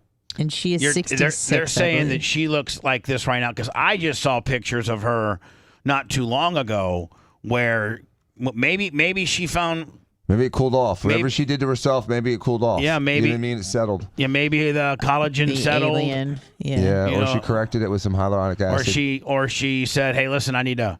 I want to eat money. I want to fire my current plastic surgeon and go to the best one known to man in Beverly Hills, the equivalent to what you would represent, Dan." Exactly. What does this say? Watch full video on YouTube. Never be free because she's. I don't know. It's just. Oh, she had her eyebrows lifted up to her forehead. I wish I could eat. I wish I had that many hundreds in my hand. Yeah. I mean, I got to tell you, I was She was ready. good there. I got to tell you, I was ready to hate. I was ready to be a dick. Ready to not be fair. But if I was to be intellectually honest, But the monarchy is in the past. she looks pretty good right now. They got her. They finally got her dialed in, because when I saw her 6 months ago, man, she looked like a vampire. Yeah. Well, I guess last summer. Yeah. Last summer, she had some more procedures done because it really affected her, what people were saying about her. Yes, they should, man, because she looked like somebody from outer space. Mm-hmm. But they got. I mean, They fixed it. you got enough money, Dan. Yeah, they'll fix it. She might have a team of Dans. They Right? said she's Probably probably had upwards of 11 or 12 procedures just to get her face to look back to normal. Dan, could you have? I mean, like, if you had so much money, money's no object. Would you be like, you know what? I'm gonna hire Dave Halperin and Dan Diaco to work together on me, or do you guys wouldn't allow that? We would do that. We would work together on someone. Because the bitch has got a lot of money, Mm-hmm. and you'd be like, Dave, hey, we can both make 50 on this deal. You take the left side, I'll take the right side. Right, no problem. I am not. And by the way, can I use your plane this weekend? I have no age. I'm all ages. It's not about who I am. It's about how many I am. Count Do you know the my problem with her? The achievements. reason she sounds weird? Because she had her lips Botoxed, and so she almost has like a little bit of a speech impediment now. Really? Yeah, can you hear it? Hear it in the way she's talking? I do. She's, like, I do mushy. hear it. And do you doing see that it. Watch her lips move. doing that procedure? Has a girl ever wanted to go too big, and then she's sounds like It's not just the size; it's they put not just volume in your lips, the Botox in your lips to help to prevent the wrinkles. Who was the guy on Fat Albert that said they had a speech impediment because of his lips? You said Mushmouth? His name was Mushmouth. I don't know. What's his name, Mushmouth? I don't think his name was Mushmouth. Not the number of years I have lived on this planet. I'm always reinventing myself so that I can keep being myself. I think the most controversial. I gotta tell you something, man. This is a pretty. I mean, as much as a big dick I'm trying to be, this is a pretty well produced video of explaining, her legacy, if you will. I believe Dr. Dan's right. The guy's name is Mushmouth. Is it? Yeah. She's gonna choke on those pearls. Ever done is to stick around. Did you ever find the Pearl Madonna? mouthwash. Did you ever find the Madonna sex book? I found it, but it's kind of broken down. I can send it to you. I have seen many stars appear and disappear, like shooting stars. But my light will never fade. You see right, Dan, like right there. My left will never fade. Yeah, exactly. That's big lip syndrome. It's big lip. It's Botox lip syndrome. She can't Not everyone is coming form to the future. the structure she needs to. Plus, her face has been pulled so tight. It's hard to pull your face and try to talk. Like pull your cheeks back and try to talk. It's really difficult. You can see that it also makes you sound like her. Hold on here. Pull your cheek back and try to say a sentence. Yeah, it kind of. It does. It messes with it. Hey, it's Bubba the Love Sponge. And I'm timeless. And right now I look like an idiot as I'm pulling my lips back trying to talk. How do I sound? Test 1, 2. It kind of sound like does. Madonna. You sound just like her. So you pull your face too tight, add a little Botox and collagen in your lips, and all of a sudden you too can sound like Madonna. Trick pose. But I am. I'll keep going. Fill that gap. Today, tomorrow, and the next 100 here's the thing, years. man. She never filled her gap in her teeth, and there's been a lot of famous people like Michael Strahan and Madonna. It becomes it kind of becomes their gimmick is having a gap in your Did Kate tooth. Moss have one, or is that a different? A little bit of a gap is British sexy. model? A little gap is sexy. Really? Yep. No, hold on. Just a little. Like 2 millimeters or Give less. me an example of someone with a sexy gap. Madonna. Well, I don't know, man. Let me look up sexy gap tooth. Sexy gap. Yeah. See what Let me comes up. do a Google search on celebrities with a front gapped teeth. Because I think there's been, I mean, I can, right now, just off the top of my head, I can think of Kate Moss, Madonna, and Michael Strahan. I think that's because the person is attractive. And I mean, you don't yes. mind the cute little flaw. Yeah, we don't have to break down It's not necessarily the why gap people itself. find them attractive, but over time, there's been a handful of people that kept their gapness Right. that ended up being kind of not only sexy. not only were they hot, but it ended up being kind of their niche, if you will. It's almost like the door's got a crack in it. You know what I mean? You can almost get into that door. But then there's a fine line between it looking stupid. Yeah. Right? Well, yeah, Strahan looks here we stupid. go. Here we go. This is Lummy. Great find. You ready? Yep. 40 plus celebrities with gap teeth. Don't know who that bitch is. Elijah Wood. Don't know who he is. He's an actor. Here you go. Okay. Here's Madonna, number 3. Madonna. And I think her gap works. Yeah, it does work on her. Absolutely. By the way, Madonna's 65. Wow. Chris Martin, I guess. Coldplay. Okay, he's got a little bit of a gap. Georgia Fox. She's Yeah, hot. they're digging deep here for these people. Yeah, Well, there's some more coming down. Zac Efron. Okay, he's good He has a gap? I don't know. It's not. See how? Okay, there we go. Yeah, sure do. Does he? Yeah. It's hard to tell. It's hard to tell. Oh yeah. Vanessa. Paradis. Yeah, I don't know if hers works. I didn't know Woody Harrelson has a little bit of He a sure gap, does. and it works. It does for him. Woody Harrelson pulls off the gap. Lauren Hutton. Yeah, I was thinking about her. She's, I think, the most famous one that has the gap because she's been around for our entire lives. Elton John. Mm-hmm. Elton John. There you go. Bridget Bardot. Yeah, she's from like the late 60s, early 70s. Back in the 60s and 70s, Yeah, Bridget she Bardot was was like the hottest bitch ever. Was she the girl from? I think she was the from, one from the. I think she was from like I Spy or like. No. Not The Graduate. The one where all the music from Simon and Garfunkel is in it. God damn it, Mrs. Robinson. Yes, was she the daughter? I think so. I think she was so pretty. Yeah, she was. Michael Strahan probably pulls it off the best. Condoleezza Rice. Yeah. And here's the deal, man. As much whether you like her or not, Condoleezza pulled it off. Yeah. Like she pulled it off. Mm-hmm. Robin Williams, he pulled it off until he choked himself out. Yes. Laura Stone. All day. Leanne Rimes. All day. Ron Howard. Yes. I don't know who Jane Birkin is. Another one of those like 70s superstars, supermodels. Here's David Letterman. By all means, might be one of the most famous. Sarah Bernhardt. Or Sandra. Her gap was too big. Yeah. And it was annoying. Yep. She's also not the most attractive one. Eddie Murphy had a gap and pulled it off. Amy Winehouse. I didn't know Amy Winehouse had one. And she pulls it off. Dennis Leary. I think he pulls off his. Oh, here's one. George. Is this Keith? Is this Mick Jagger's? No idea. I'm assuming this is Mick Jagger's wife. She's pretty. Or daughter. She's only 32. Oh, wow. Oliver Stone. Go back. Where?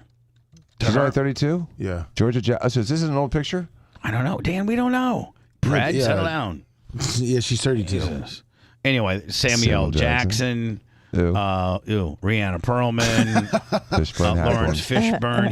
He pulls it off. Flea from Red Hot Chili Peppers. Anyway, there's Natalie Cole, she's pretty. Yeah, I'm done. I can't. My ADHD won't let me get through all 40. Okay, we thought of a couple, and then we were completely wrong on the volume of it. And there's a lot of people that are able to pull off the gap. We did have a situation that happened this morning that has upset Dan. Because of our front portion of our studio remodel that we did, one of the green room bathroom got taken down. It's gone. We took it down. So we used to have 3 bathrooms, and now we only have 2. And we coordinated it. We coordinated it pretty well. Lummy pretty much pees outside. Yes. Seth, I think, pees outside. Yes, he does. Dan usually pees outside, but he was in my bathroom, which used to be just for me, and I let Dan use it. And we kept it clean. And we kept it clean, and it's always pretty clean. And now I think anybody can use it because we only have 2 bathrooms. That being said, man, I got down here today at like 4:30 to the studios, and I had this poop pain. Did the bubble guts? Oh my God! And you could tell it was going to be like a real nice one. So I really laid down. Was it, Dan? Oh, it was. I laid down some nice cable. Nice. I wiped Lummy, and it was like one of those. Just your first wipe was just faintly brown. So you really got a very much bowel movement. When you take those bowel movements that are really satisfying. You know what I'm saying? Like you can just feel like you're really getting a bunch of good stuff out. You're proud of yourself. Go to wipe. There's hardly anything there. So you wipe again. You're completely clean. I flushed it, and I could see that it left a skid mark. But then I put the toilet seat down, and I went to wash my hands. I should have probably lifted the toilet seat back up because I think because from what Dan has bitching about is there was some kickback, and I don't know that all of it went down in the first flush. I probably should have came in with a second courtesy flush, and so Dan comes in between last breaks going, somebody, if you're gonna take a SH in the toilet, why don't you flush? You should at least flush it. That's ridiculous. Bubba, it looked like beyond that. It looked more than just like the remnants of a bad flush because you wouldn't have been able to see there's no way you would have been able to see the skid mark with that much left behind. It looked like a protein shake that sat in the fridge for 4 days. I don't think anybody used that except me, so I got to probably take Poopgate and I take the L. Take the L on that, Dan. I apologize. So it wasn't you, Lummy? No, I've not used that. It wasn't Rhett or Macho. Macho or Rhett, have you guys used that bathroom at all? I went at home. He went home. Yeah, I mean, there you go. So it's me, and I apologize. There's one person missing. Sorry. I didn't do it. I don't use that bathroom. It doesn't lock. Rhett didn't use it. Rhett, did you use that bathroom? No. Yeah, there you go. So Okay. me. Bubba's the I'm culprit. the poop gate. If you know anything about aviation, there's these new planes that came out about maybe, I don't know, 10, 12, maybe 15 years ago. Mm-hmm. They're called Cirrus, and they're called SR-22s, and they're really, really, I know a guy that owns one, and they're super great planes. I've heard they're good planes. They really are. They're a 4-passenger, smaller plane. Again, they're a 4-passenger. They're a couple's plane. They're a high-end plane too. They're not a cheap plane. They're nice planes. They're $1 million too. Yeah, they're expensive planes. Especially because of this one feature, and and I don't understand why this feature can't be implemented on all aircraft, and just by using larger parachutes. But in the Cirrus world, again, this came out, I don't know, 10 or so years ago. It really, really, really marketed towards, inexperienced. Well, I'm not necessarily inexperienced flyers, but just, people that wanted to have. Listen, you can own like a Cessna 172 or a Cirrus SR-22, and it's a regional plane. It's a state plane. You're not going to want to go to California in it. No, you may go to Georgia, and that's about it. Or you might even go maybe go to Charlotte, or whatever. But I know a guy that owns one in Cincinnati, and he comes down here. It takes him about 3.5 hours from Cincinnati, but he enjoys flying. Mm-hmm. But I don't know what the ceiling on them. I don't know if they're pressurized, but they're a little plane. And the one thing about them, and I think they almost go 200 knots. I think they go about 185 knots. So that's awesome. That's pretty good. So it's like, 185 knots is almost 200 miles an hour? Yep. Yeah. So picture being on the interstate and going 200 miles an hour and never having to be in traffic or not. Because that's when you're going 200 mile an hour in the air. It's the same as like if you're going 200 mile an hour on the road, except two different things. When you're in the air, you have a direct route. Right. There's no turns and curves and ups and downs. And the other thing is there's no, you don't have to slow down for the stoplight or nothing. Traffic. You don't get pulled over for speeding. Right. So these planes called the Cirrus, these Cirrus planes, I think there's two different models. But the thing about them is, if you're going to wreck, if you're flying one of these and it's going to be catastrophic. Like if you ran out of fuel and you could still turn it around and touch it down, you wouldn't deploy this system. If there's a chance you can make it, you don't deploy this system, because once you hit this button, the plane is completely totaled. So, if you were just going to come in maybe for a hard landing and just tear the landing gear up and maybe the prop, Dan, you thought that maybe you could make it to the runway, but you were going to have some damage, but you weren't going to total out your plane. You might only do $200,000 or $300,000 of damage. You may not deploy this, but they have this button that you hit, and this big parachute comes out of the top of the plane and lands the plane at 15 miles an hour. Now, yes, most people that are in this plane get hurt because they're literally, they'll land in some trees, or they'll land in, it very rarely have I seen somebody that has deployed an SR-22 Cirrus parachute and not gotten, sustained at least a broken arm or, but never, I don't think there's, again, you might have to look, maybe look. I'm sure there's been people that have died, but it would be interesting to see the ratio of people that have deployed the SR-22 parachute in the Cirrus little plane. How many survivals versus how many deaths? All right. And then, Dan, you know what? Breaking your leg and breaking your hip and having 15 stitches across your forehead is nothing when the other option's dying. Correct. Right? Yes. So, I think the problem is that once they deploy the parachute, they have no control over where it lands. Well, they have no control where it lands, no. And it's wind dependent, and it's, it's location dependent, Yeah. and it's just, you're literally you have no control. There's no control. You're at the mercy of nature. You're going to land where that plane's going to land. Yeah. And so that happened last night over here near Rhett. I think this is fairly close to where you either live or grew up. I was taking a nap right down the road, like a block away. Yeah, this is in Sefner off of Parsons. And the plane that went down was a Harmony Light Sport and a Vector Harmony Light Sport. So it's not the plane that you had mentioned, but it's got the same feature. All right, so they are expanding it to other planes. Oh, That's see, nice. I did not know that the Harmony Light Sport had the parachute. See, there you go. All right, it wasn't a Cirrus. Maybe it would have fared better than maybe Sirius, or they're the top of the food chain when it comes to the parachuted small planes. But this plane was a different one, a Light Sport. The hospital after their small plane crashes into a backyard in Brandon. It happened along Parsons Avenue and Empire Drive. Take a look at the viewer video that we have. It actually shows the moment that the plane was going down with its parachute out. Now here's the deal. If you hit the ground that way in an airplane, not having a parachute, just by the inertia that you have, the miles per hour or angle of attack, or however fast you're going to be hitting the ground, if you hit the ground in a small plane like that without having, you're dead. You got 100% dead ratio. Yes. But when you got a big ass parachute that slowed you down to hey man, you hit this thing at 20 miles an hour and you're still going to be really, really, really hurt, but you're not going to die. And I don't know how fast these I don't know how much speed they scrub off. Maybe they'll tell me.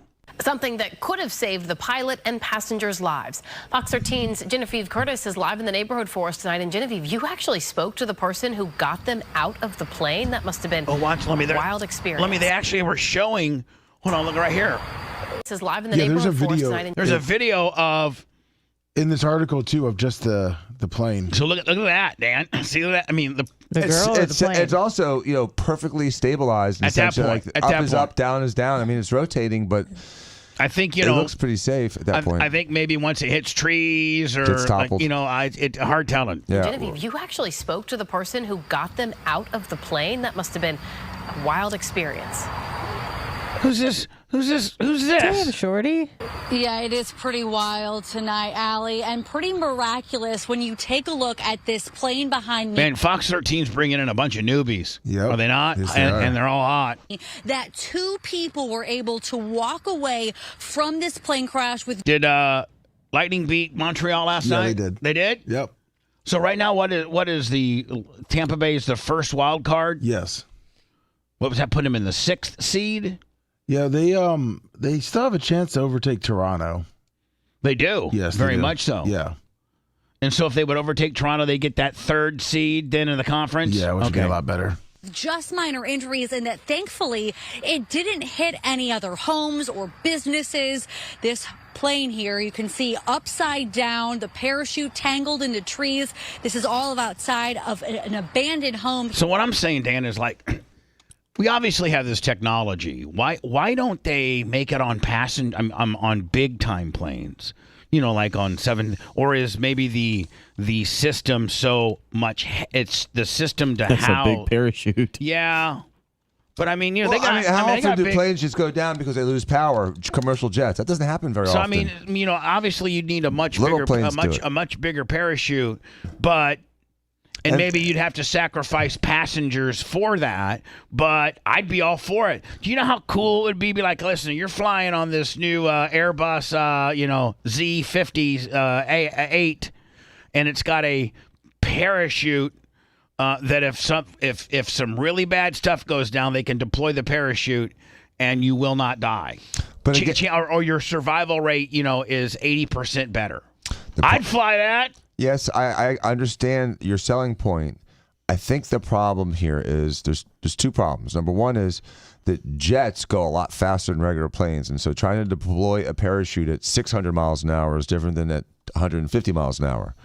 The second problem, I think, would be, Bubba, that first, commercial jets just don't lose power. That doesn't happen very often in a commercial plane. They have multiple engines and multiple backup systems that these little smaller planes don't have.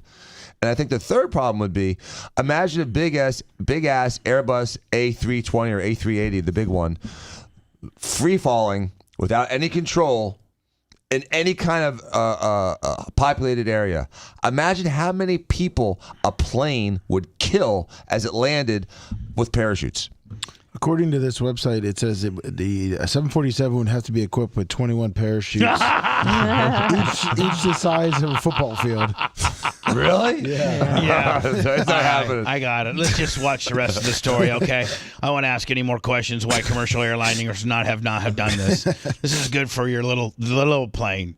See, to me, man, have you looked into, or would you look into survival rate of serious, I've been trying to look for it, serious, parachute deployed? I haven't found anyone that has died in it yet. Try to find something. Here in Brandon, but we are learning tonight, neighbors said the first thing they heard was a huge boom.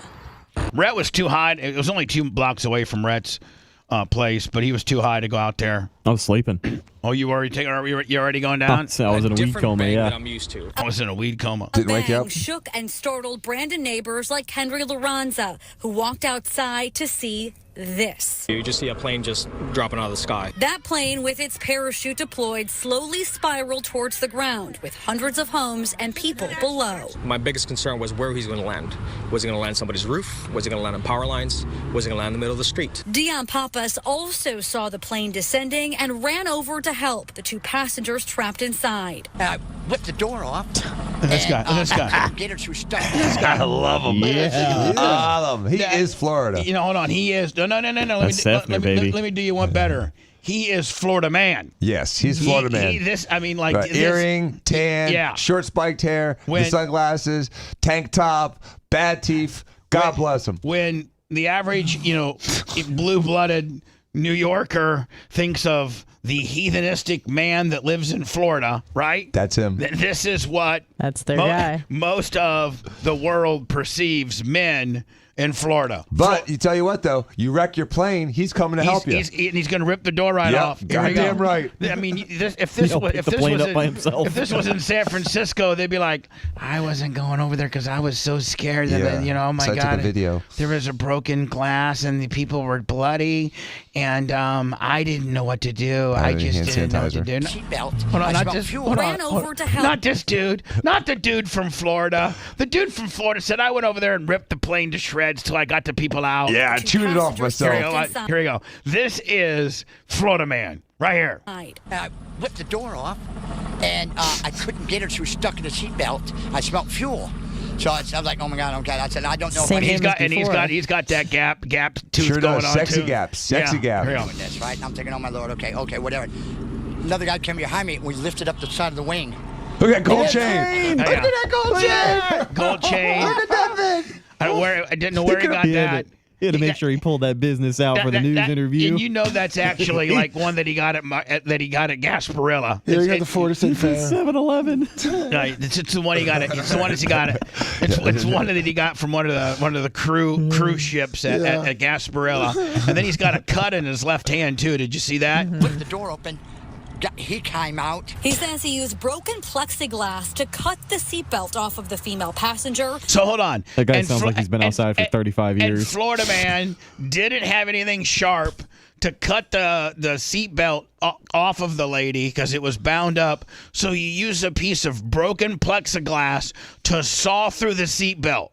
I mean, like, this, for real. Guy's awesome. This guy's Florida man. He's resourceful. He lives outside. Yeah. He has beads from Gasparilla. That's what a guardian angel looks like. That's right. You're damn right. That's what a hero looks like Yep, right there. Right Through there. FAA records and FlightAware. Some heroes may wear, military outfits, and some heroes may wear police outfits, and some this guy is just a Sefner hero, my friend, where all he needs is a broken piece of plexiglass he needs for a knife. And a gold chain. And a fake gold chain. That's all he lives outside for the most part, all day. We learned this light sport. Never been to the gym one day in his life, but did you see how White Triz jacked? Hold on, that's called White Triz Farmer Jack. Like that's an outdoorsman jacked. Yeah, you know what I'm saying? Plane took off from Tampa's executive airport just 5 minutes before crashing. That's where we used to take our plane, Dan.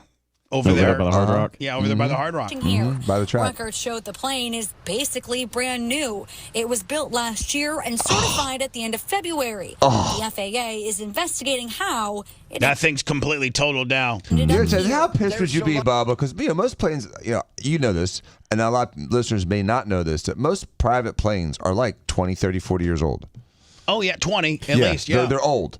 So this guy actually has a brand new plane that's, it was certified 6 weeks ago and it still failed. Our plane was an 86. Right. I don't know the circumstances. I don't think we've gotten any more details about the people flying the plane, but these planes in particular, I guess the Harmonies are being used a lot more because of how easy and functional they are with training. Right. So she could have been a pilot in training. If it was a recently cleared plane, it could have been one that they just got. These are becoming more popular planes for people who are learning to fly. They're a lot easier to fly. They How really much are. they cost, this type of plane? Oh, I don't know. Let me do a Google search. What type of it was it again? Hold on, we got the Sefner hero. Do not interrupt.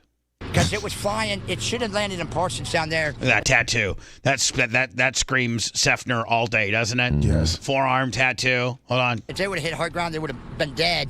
They're lucky they hit the tree.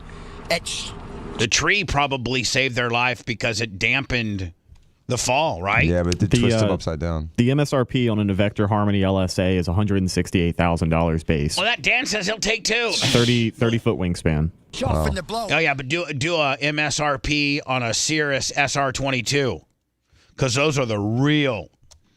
Give me an MSRP. I bet you those are 772. 772, 800. What's up, Shorty? Shiz. A little heavy on the clown makeup, right? I mean, God, matches your outfit. Turn the makeup down a notch. If I'm the news director at Channel 13, sweetie, you're hot. Got those jack up those. Man, who was the guy from Fox that was Roger. I'd be Bubba Ailes. Oh, don't say that. I'd be Bubba. I'm just telling you right now, I would be Bubba Ailes. I'd be trying to sleep with every one of them, and I would be critiquing them and how they look. Make him do a spin. While trying to, be like, listen, I know you're doing weekends right now, but if you want that full-time slot, you know what I'm saying? And then a documentary comes out on you one day. I need to get some of that ass. And again, those two people, the pilot and the passenger, taken to the hospital with minor injuries. The FAA says it is working on its preliminary report. We do have investigators here on the scene right now taking a look at all of this damage.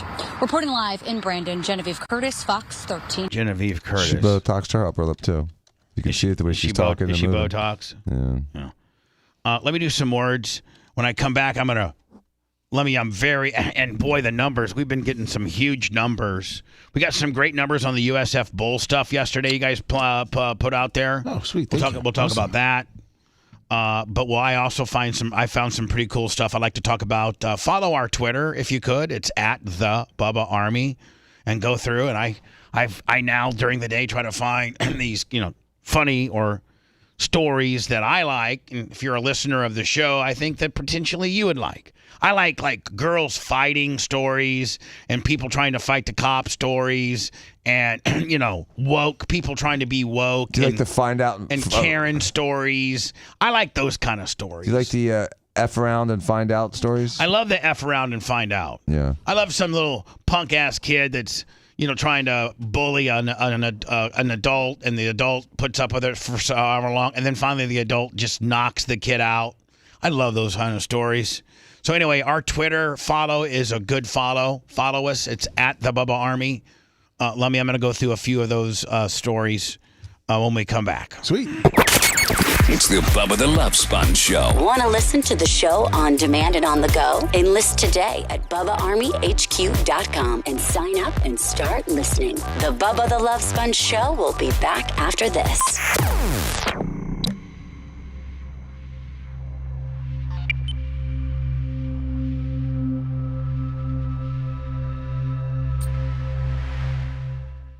He's not in here right now.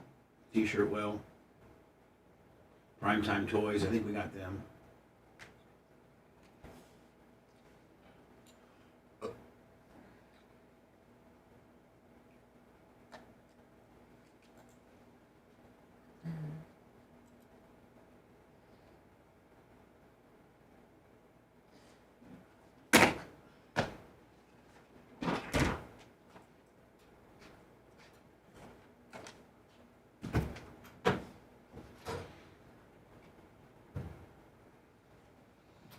Hi, everybody on YouTube. Hello. I'm watching you a little bit, but I'm trying to get my next stuff ready to go as well.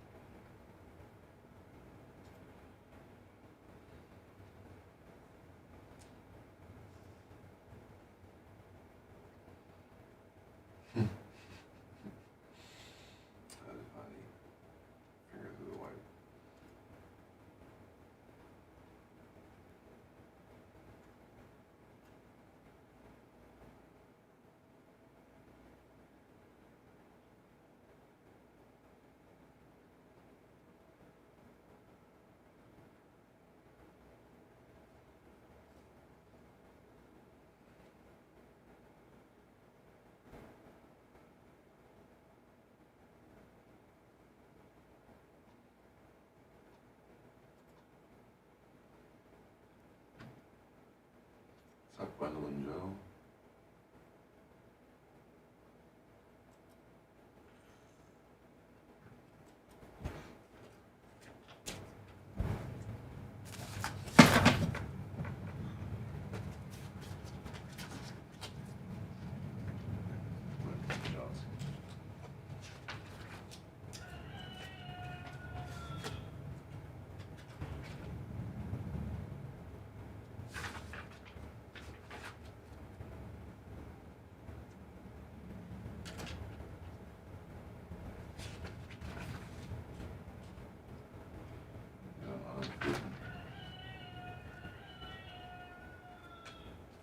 Why are your chickens? Somebody's here. The front. Somebody needs to go check the front. Oh, I know that means. Is that your shit? Probably. Probably your protein shake. Oh, my protein shake. Fucking A. Bubba, do you want to try some chocolate hummus with banana? No, thank you. I brought some. No, thank you. With graham cracker? Second time in a row. No, thank you.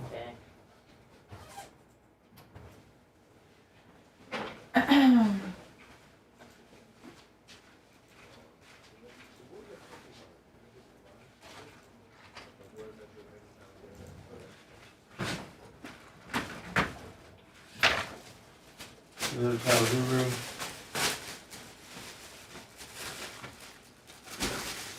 Lummy, let's do we'll do beats. Sounds good. And then into my ex. Thank you. You're welcome. Uncle Eric, $50. Cash out. Thank you.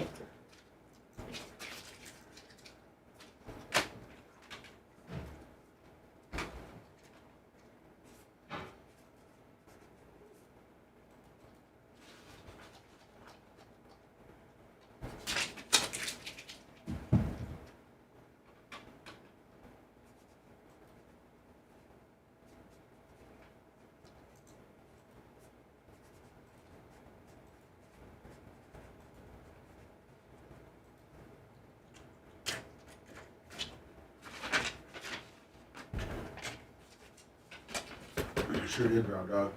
Thank you, Uncle Eric.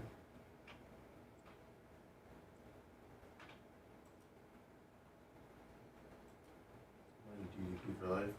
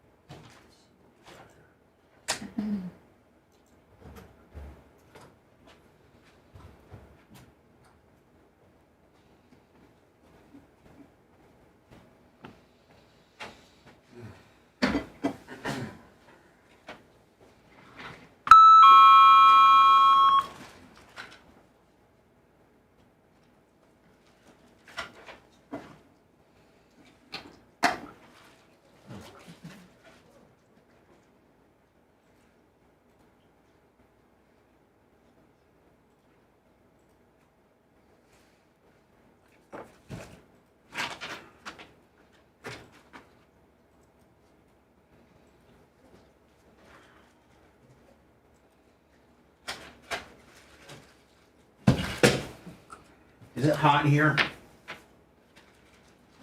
I think it's a little warm. Yeah. Does Dan got his $37 Pro J? Sure does. Someone different made it today. Dan, how much do you think you spend on food?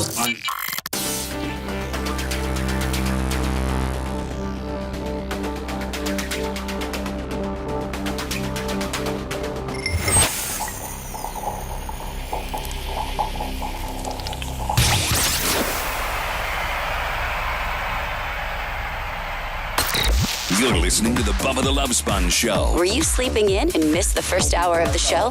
Don't worry. It's all at BubbaArmyHQ.com. Now back to the Bubba the Love Sponge Show. We often think that living a more healthy lifestyle means making some huge changes that you probably won't be able to stick with. Well, Super Beet Heart Chews can get you the daily blood pressure support in just 2 little chews a day that are both very delicious. That's why we don't have any around here, because everybody chews the hell out of them. I need to get a hold of Human Lummy and say, hey, we need some more heart chews, my friend. They even promote heart-healthy energy without the stimulants. Paired with a healthy lifestyle, the antioxidants in Super Beets are clinically shown to be nearly 2 times more effective at promoting normal blood pressure than a healthy lifestyle in itself.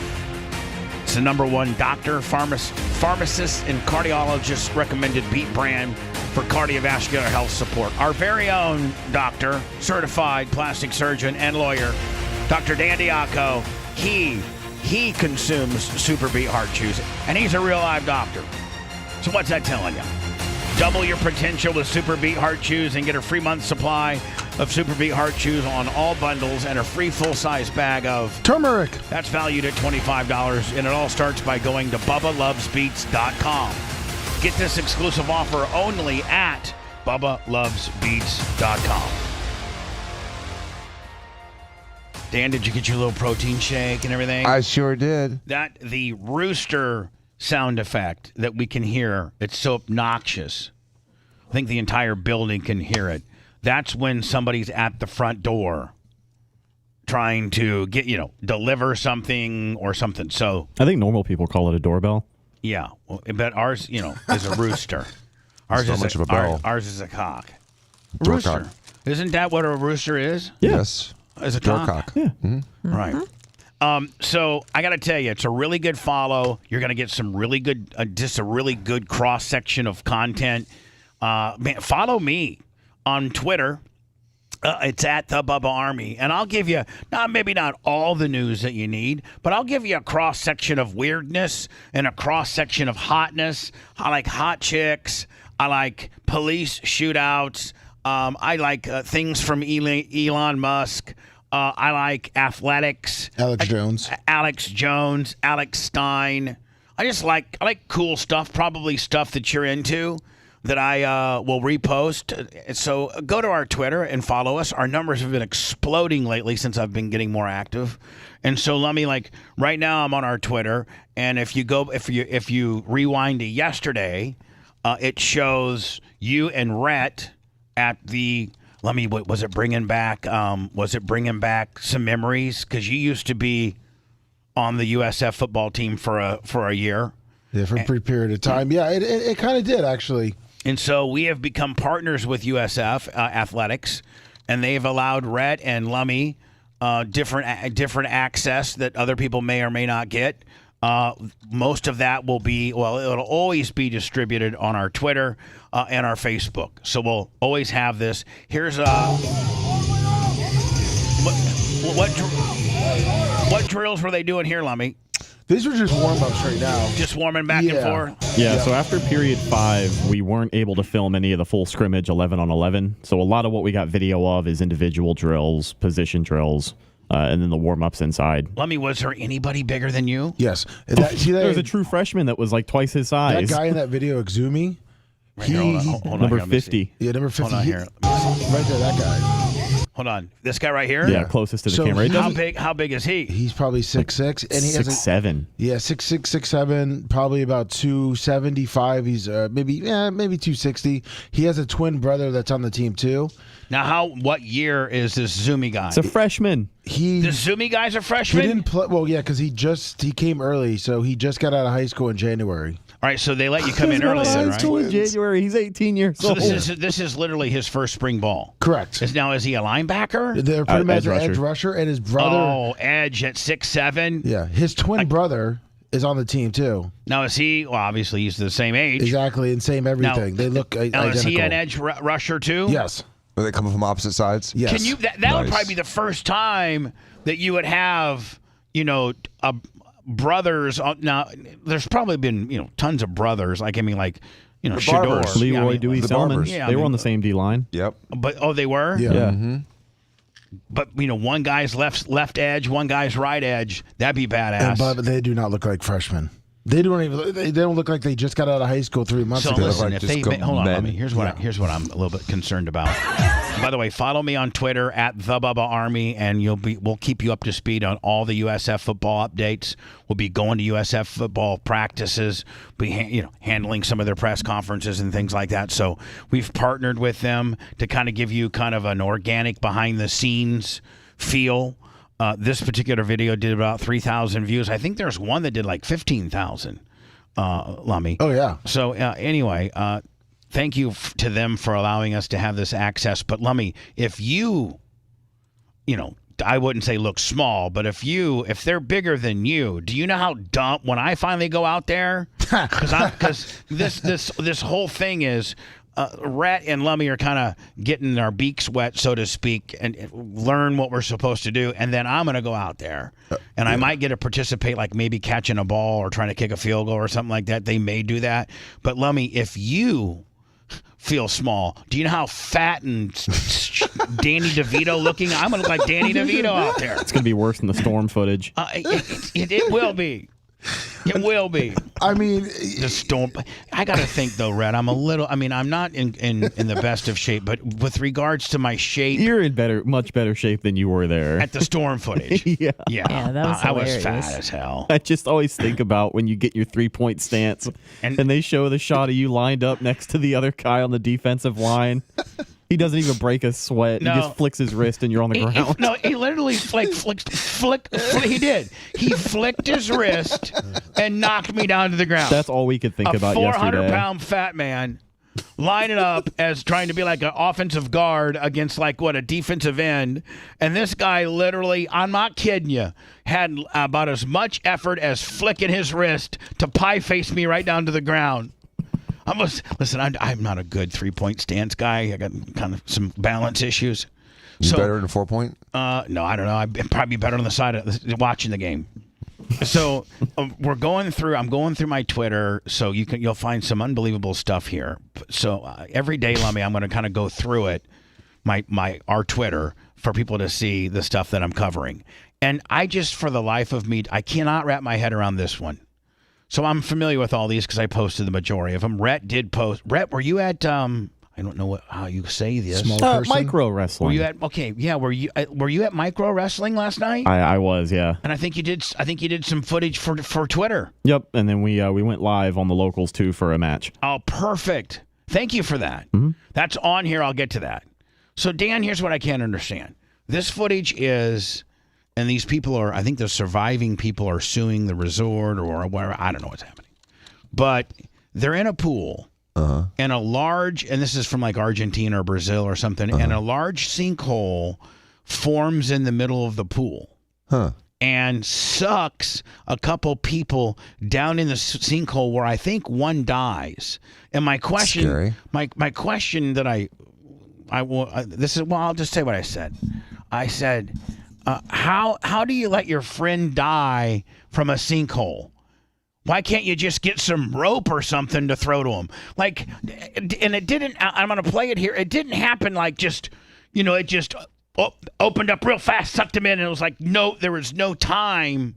To me, sinkholes don't happen real fast usually. It's kind of a caving in deal, and I can't think how a guy could, how your buddy wouldn't save you unless these are a bunch of woke ass bitches that didn't want to get involved. This video is not a great example, but I guess it just depends. Not only has it been one hell of a week for Sefner, but 7-8 years ago there was that sinkhole that opened up and literally swallowed a house like overnight.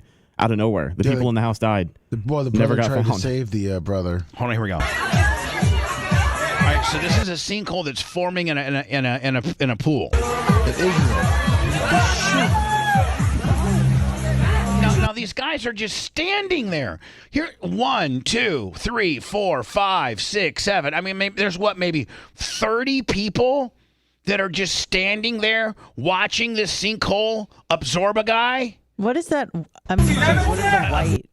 I think it's the bottom of the pool. I think it's the surface of the pool. It's the surface of the pool, okay. But then everybody that had any type of flotation device got off of it, and that flotation device gravitated to where the hole is. But I think there's 2 people in there too.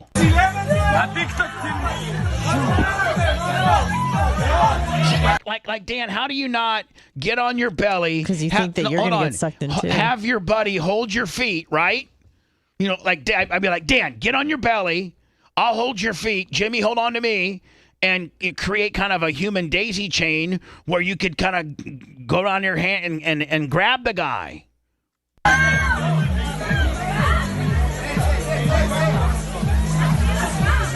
I mean, look at all these able-bodied men. And none of them tried. Are you saying that this, to me, it looks like the only weak part would be this really massive hole here that maybe here and here and here or here you could kind of maybe reach in there a little bit, right? Yeah. I think it's like breaking ice, and you get close to the hole and it could break too, and it just keeps collapsing and getting bigger and bigger and bigger, and it's just. I just, for the life of me, it sucked 20,000 gallons down in minutes. I know, but I'm just telling you, Dan. If you got sucked in a sinkhole, and me and Jimmy were there, Jay and Steve, well, they may ask us why we didn't help, but they may also high five us and say, "Man, we got Danny out of here. We don't have to worry about him messing with us anymore." No, but I mean, how do you let your buddy just get sucked into a hole and not try to help? If that was Larry Plummer, I would be like, please, somebody help me here. The rope is right in front of us. The rope that you see, his safety rope is right in front of you, and it is that net. If they had just released one side of the net, right here, then he's got a 50-foot rope. He could go in there and start trying to grab people. This is the rope that would be the rope I would use. That usually divides the pool. Yeah, it usually divides the pool from the deep end to the most public. Or it's a volleyball net. Well, yeah, exactly. Most public pools kind of have a half court kind of deal. Something. And that shows you like where you should not dive and where it's deepest to dive. So you're right. Take half this down. There's your rope, right? Yep.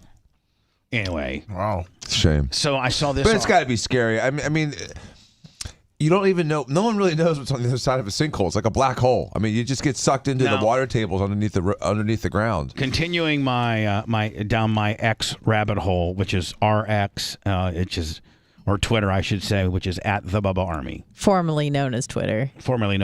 Like Prince. Right.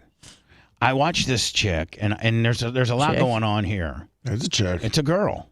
And I'm thinking, okay, and my question was, does she grow it naturally, or is she taking hormones to grow it? She's kind of cute.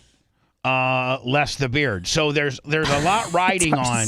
No, but here's the deal. So this is a bearded lady, and there's a lot going on here. And I think my question is in play, and that is, does she grow this? Does her body just naturally grow this, and she's the bearded lady, and she can't help it? Which I got to think that she could help it because Dr. Dan, you got a laser. Let's hear the voice. That she could probably laser. Or is she doing hormone replacement where she's a lady that's growing a beard? Let's hear the voice. But there's a lot riding on here on how cute she potentially is. No one's going to marry you, Haranam. Like, you have a beard. No one's going to date you, Haranam. See, so to me, I think it's a condition. I've seen this sort of thing before. Like, here's what I'm saying. So when you hear her, she sounds just like a girl. I think, yeah. So you're like, okay, maybe Dan, is there a hormonal? Is there a condition where a woman? What is it? It's called hirsutism. HIRSU. Hirsutism. So it is a thing. Yes, but if she was really worried about that taking away from her dating, she can shave it. Shave it. Exactly. I mean, why does she have to let it grow longer than average man, than an imam's beard? Hold on now. And so could she shave it and then, laser it and then go to you and get it lasered? Absolutely. It'll be permanent hair loss. That's black hair. Lasers love black hair on white skin. She's just trying to get attention. Exactly. She's a fool. Apparently, she's been speaking about this for years now. She's got PCOS, polycystic ovarian disease, which gives polycystic ovarian disease, which adds to a little bit of extra hormones, extra male hormones. You get a little bit extra testosterone in those people. But a lot of athletic girls, if you see an athletic girl that's got muscles and stuff, a lot of times they have polycystic ovaries. It's still no excuse for her not to get that stuff lasered off her face. She's electing to have a beard. She wants to be a beard lady. Exactly. She said she doesn't want to take hormones. She has accepted her appearance. How and about she's a not goddamn razor? No hormones needed. She also take a razor, shave it down daily. Like I shave daily, so this is all really. Yeah, nice then she just looks she's Italian. And then you just look like you got a little 5 o'clock shadow. And then you go to Dan's. I'm sure they have a laser removal place right there, and wherever the hell you live in. Istanbul. And get it lasered. Mm-hmm. And it's not a religious thing. That's why. No, she said she doesn't shave because of her religion. Okay, well you can't have the best of both worlds. God didn't say anything about lasers. Yeah. Muhammad, I don't think cares about lasers. I'm just asking. Here we go. You have a beard. You are not a preference to a lot of men. And she looks cute. She looks like she would be pretty underneath that. Yes. She looks like a guy in makeup. Like really feminine men message me, but that's not who I'm attracted to. Hannah, I like really masculine men because I am very soft. I'm so different to what you see. Like on TV, on TV. I've never seen you on TV. But no, generally you'll see. Oh, she's strong. Lummy, Brent Richard, 25 on the PayPal. Alex Snyder, 10 on the Cash App. Thank you. PayPal, Venmo, Cash App at the Bub Army. What she's talking about is very powerful. Whatever people say, but then at home I'm very quiet. I'm very feminine. I'm very soft. People don't get to see that side of me. Well, no, we can't see that side of me. You look like a goddamn you're Amish. I mean, I listen. On my when I retweeted this on my comments, I'm like, she's kind of cute. She's kind of cute, and she ain't nothing but a razor and laser treatment. Is she Sikh? But no, is she a Sikh? I think she's Muslim. Yeah, she's a Sikh. Sikhism. Sikh, so she's not Muslim. Where I wanted to be married and have kids, I would never be a single mom. That's not what I've ever wanted. Well, then shave. It's pretty much that simple. Sikhism forbids cutting of the hair. What's that now? Sikhism forbids the cutting of hair. Let me, as I'm continuing our Even for women? Yes. My Twitter. Because women don't usually wear turbans. I thought it was just the men. Continuing my Twitter trek, Lummy, USF football, and then we retweeted it. Little trench work. Yeah. It's a lineman down there. I'm assuming those are offensive linemen, the way they're grabbing. Yeah. And is that how they teach you? Back when I was a lineman, man, you had to come up with your arms like this and hit the pad in the middle. Now they're teaching you to grab his armpits, right? I mean, it's been like 40 years. I know. Yeah, no, they want you to get Brad. I love you to death, but really, way to make me feel bad about it. I mean,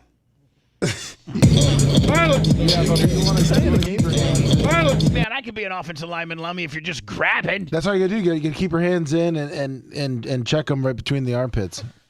Yeah. Anyway, we'll have some exclusive USF football coverage and from practice and all sorts of different things. I'm looking through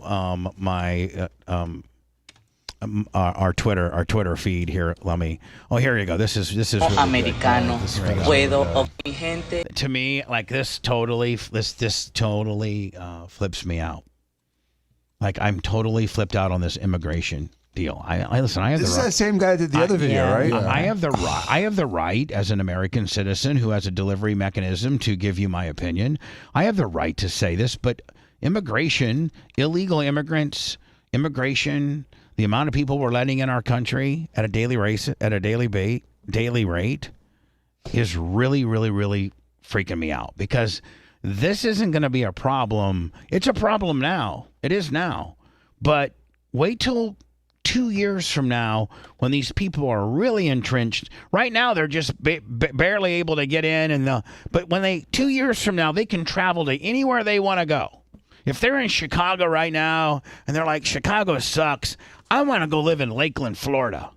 They're going to start dispersing out a little bit more, and it's going to be a problem, especially when you got guys like this that are telling illegal immigrants, and this guy's got 3, 4, 5, 8, 10 million people that have seen this video. And Lummy, you know that all illegal immigrants, they know how to get on Twitter. Of course. That's probably the one thing they know. That's how they learned how to come across. And I think federal judges have reinforced laws saying that illegal immigrants can buy guns in certain districts, in certain areas where these federal judges have ruled, or where their jurisdiction is. There's been rulings in the last couple weeks by federal judges allowing illegal immigrants to buy a gun. Now, red, blue, Republican, Democrat, Independent, don't care. This is a recipe for disaster. I mean, if we're more strict on our very own, meaning Americans, if we're more strict on Americans to buy guns, and we're less strict on people that aren't even from here to buy guns, I mean, that's like oil and water, is it not? Yes. It's like throwing gas on a fire. We've only embarked upon the small issues. Like, remember, hey, let's not forget about the graduate, what's her name, that the illegal immigrant in Georgia killed? Lincoln Riley? Yeah, Lincoln. Let's not forget about it. I mean, that we're going to have that times 50. We're going to have that times 50. And they're posting things like this. And again, I'm really cool with Elon letting everything go. I mean, Elon pretty much lets everything go.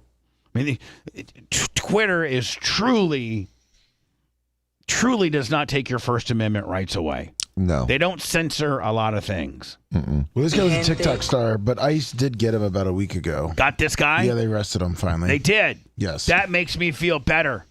For what? Because he was an illegal immigrant. Yes. An illegal alien that had a very large following on TikTok and Twitter, Dan, and he would go and make videos like this. My people, as an American citizen, Ciudadano americano, puedo obtener I can get a gun, and well, I've been looking at un arma. Capichi? Y bueno, but he's not an American citizen, is he, Lummy? No, he's not. estado pendiente de comprarme un to buy an AR-15 or a Glock. Look. R15 o una glotona. Capichi. Miren los at the prices, daddy of this beauty. Precio, papi, de esta belleza. $1,000, $700, $600, 1,000, 700, 600, 800 $800, $800 y $500. Boys, I remind you that in the United States. Miren esta preciosura, muchachos.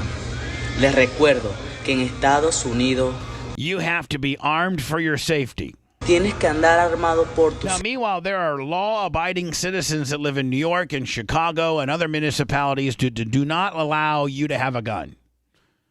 That these people are going to have a gun now. Yep.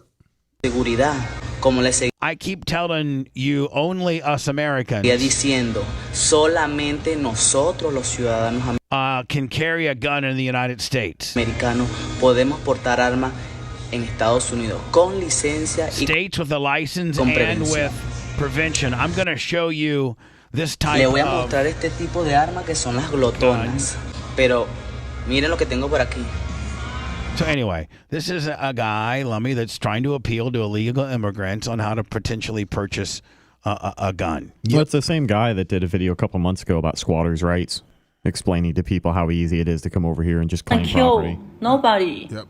Oh, that was the same guy? Yeah, and same guy. And the guy that said, "Come over and have babies. Yes, you'll get that's paid why. for it." That's why I recognize him. Yeah, They he's finally- doing they immigration for dummies on TikTok. They finally got him? Yeah, they found him because so when he came here illegally, April of 2022, he was supposed to appear 60 days after arriving, and he never appeared and disappeared. He disappeared into Ohio, and they found him. He was making $1,000 a day on TikTok. Wow. Come on. Anna, is the Fresh and Fit podcast, is that? Yeah, I tried to get those guys on. I mean, or at it's- least get it's- you on their so show, but it's a big podcast, right? huge, Right. massive. Right. Tate's And been on there. Remember that guy Rollo Tomasi who we had on? Yeah. he was a guest on there too. so, Fresh and Fit podcast host Fresh gets exposed after a call gets leaked. Yeah, I hope this is real. Where he's asking I a love woman this story. for an abortion. Now, here's the thing: the first thing you need to probably see if this is legal or not is, did she record this in a one or two party state?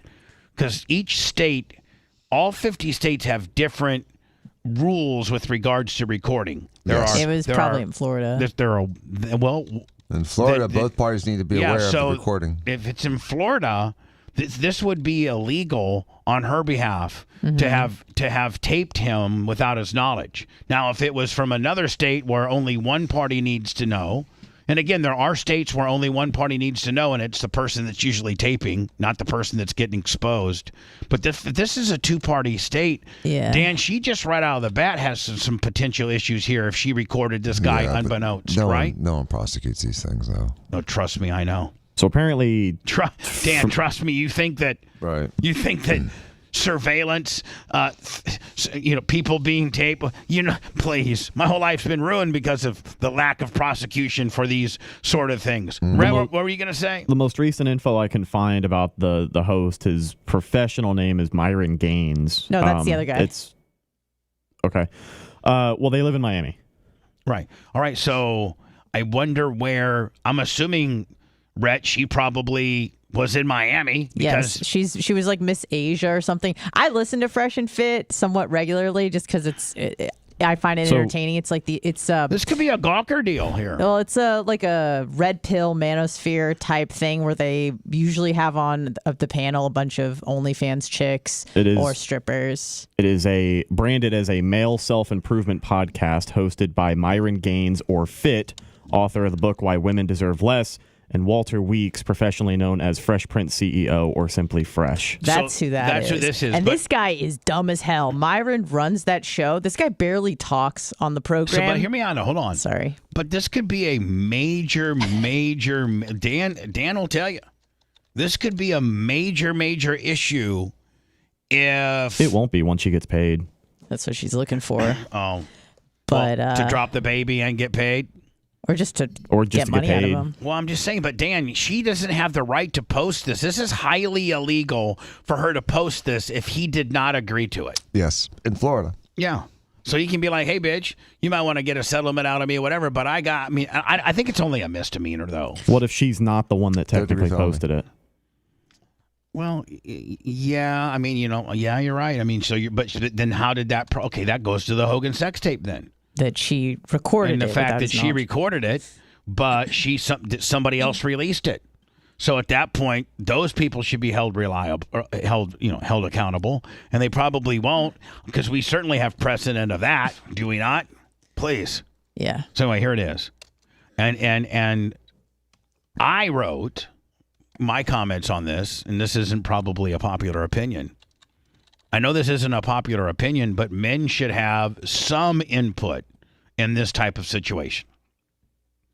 I think I didn't. Are you always like, your body, your choice kind of thing? Yeah, I am. But in adversarial, don't want to be with her, don't want the baby. I think you can opt out. I think the man should be able to opt out. You can. You can by not blasting inside of her. No. Just On the say, backside. Custody. I don't want anything to do with this kid. Don't come after me. So it's reversible every time. And so, hold on. Oh, it is? Yes, it's reversible every time. She'll at least get child support. Yep. She'll say it, but she'll come back for it. She'll at least get child support. Mm-hmm. So Anna, that's what I mean. And yes, it is her body. She does what her body, her choice. But I do think that legally, and it stands, and even when it's challenged, it stands on its face and it wins. That if a guy should be able to say, okay, I don't want to be this kid. Sign over all your rights. I don't want to be this kid's dad. Yeah. I don't want to see this kid again. I don't want to pay for this kid's college. I don't want to be I don't want in. And now, if that was an option in some states, and it was an option that when legally challenged, made it, I would have less of a problem with stuff like this. The problem, Bubba, is that most laws are designed so people don't become wards of the state, and one of the reasons that this is never going to happen the way you fantasize is because the government does not want, and historically has not wanted, a woman to be indigent because she has a child and just be a burden to the state, which is why allowing this massive wave of illegal immigration makes no sense, because it's inconsistent with American policy. We don't want people here that we have to take care of. We want people here to contribute. No, we're taking care of these people that you wouldn't believe. The teat of America. Mitch Dixon, Lummy, 25 on the PayPal. Franco, $10 cash up. PayPal, Venmo, what's that? I'm sorry. I thought you said somebody was here. I said no. I said let's hear this. I can't wait. I want the baby because I don't want to kill the baby. I don't want to kill nobody.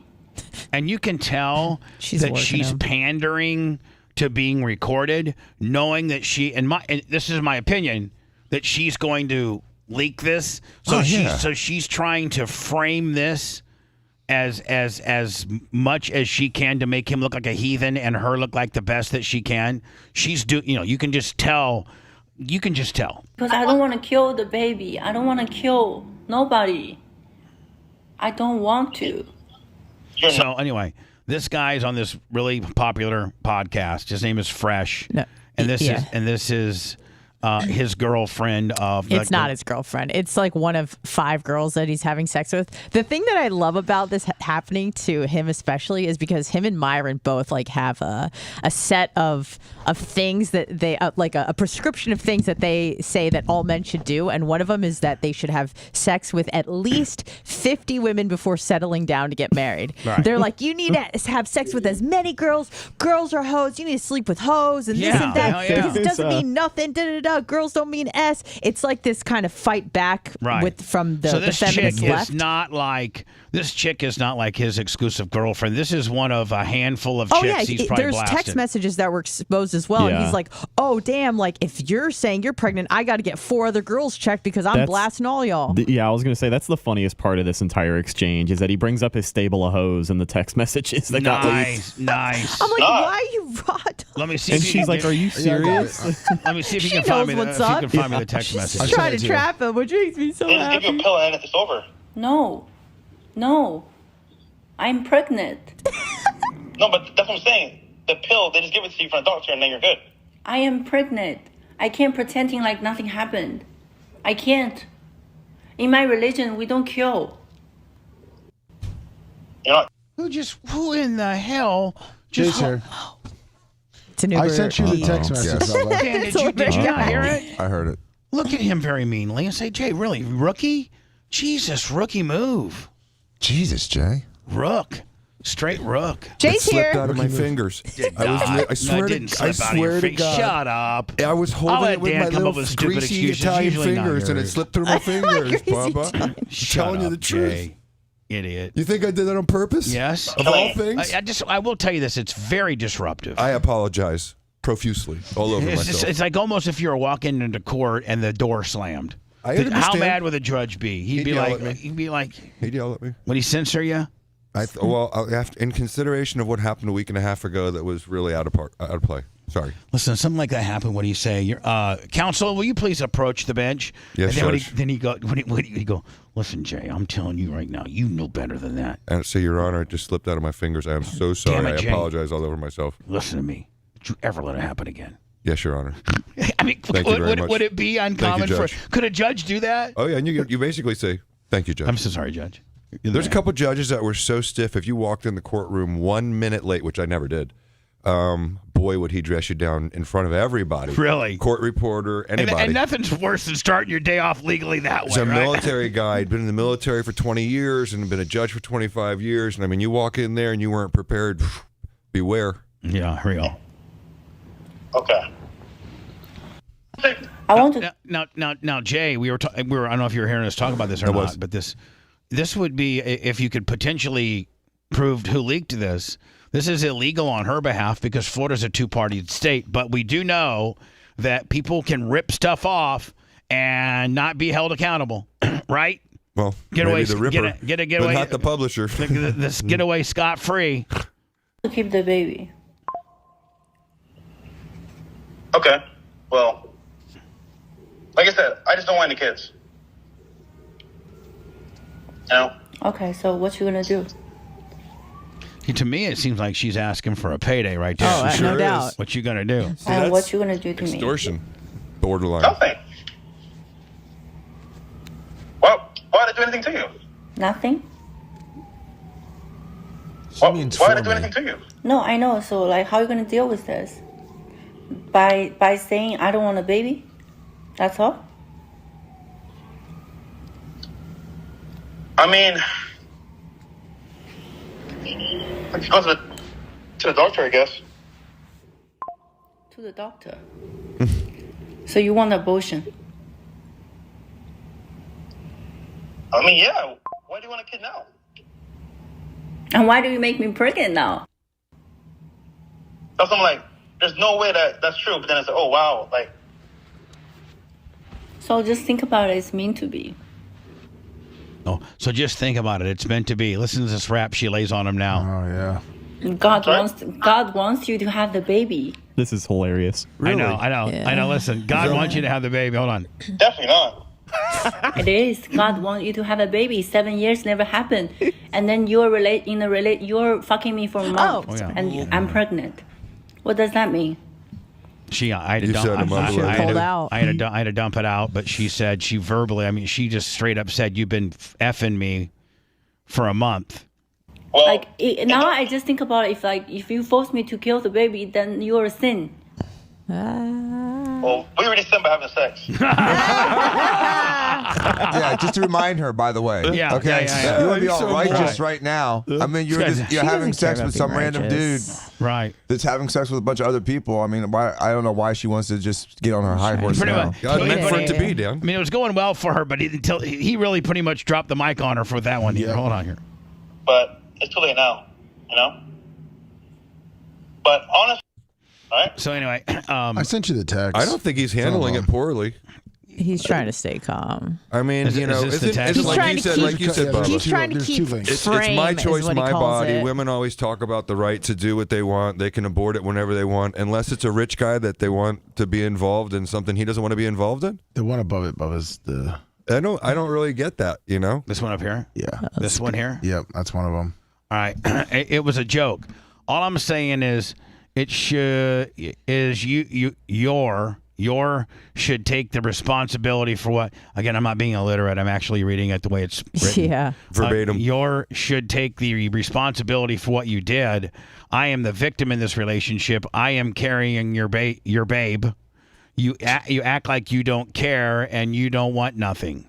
Also, I'm not worried. I have to test other girls, at least 4. And so she said, another girl, 4 girls. You're saying to me that you have sex with 4 girls without protection?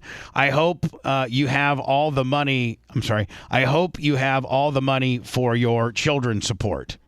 You finally admit you're an effing trash. He says, I don't have any money. Good luck. We'll see. Jeez. I kind of honestly so dumb. I mean, he is dumb, but I mean, So is she. So is she. They're both dumb. So is she. She's about as stupid. Let me continuing my Twitter before I go into words. God, Cassie is so hot. Is she not? Yeah. Who is she with right now? Now, I know that she's the number one, the she DOJ, married him? the Department of Justice, His and FBI, girlfriend? and everybody who raided P. Diddy's house. She is like the number one whistleblower.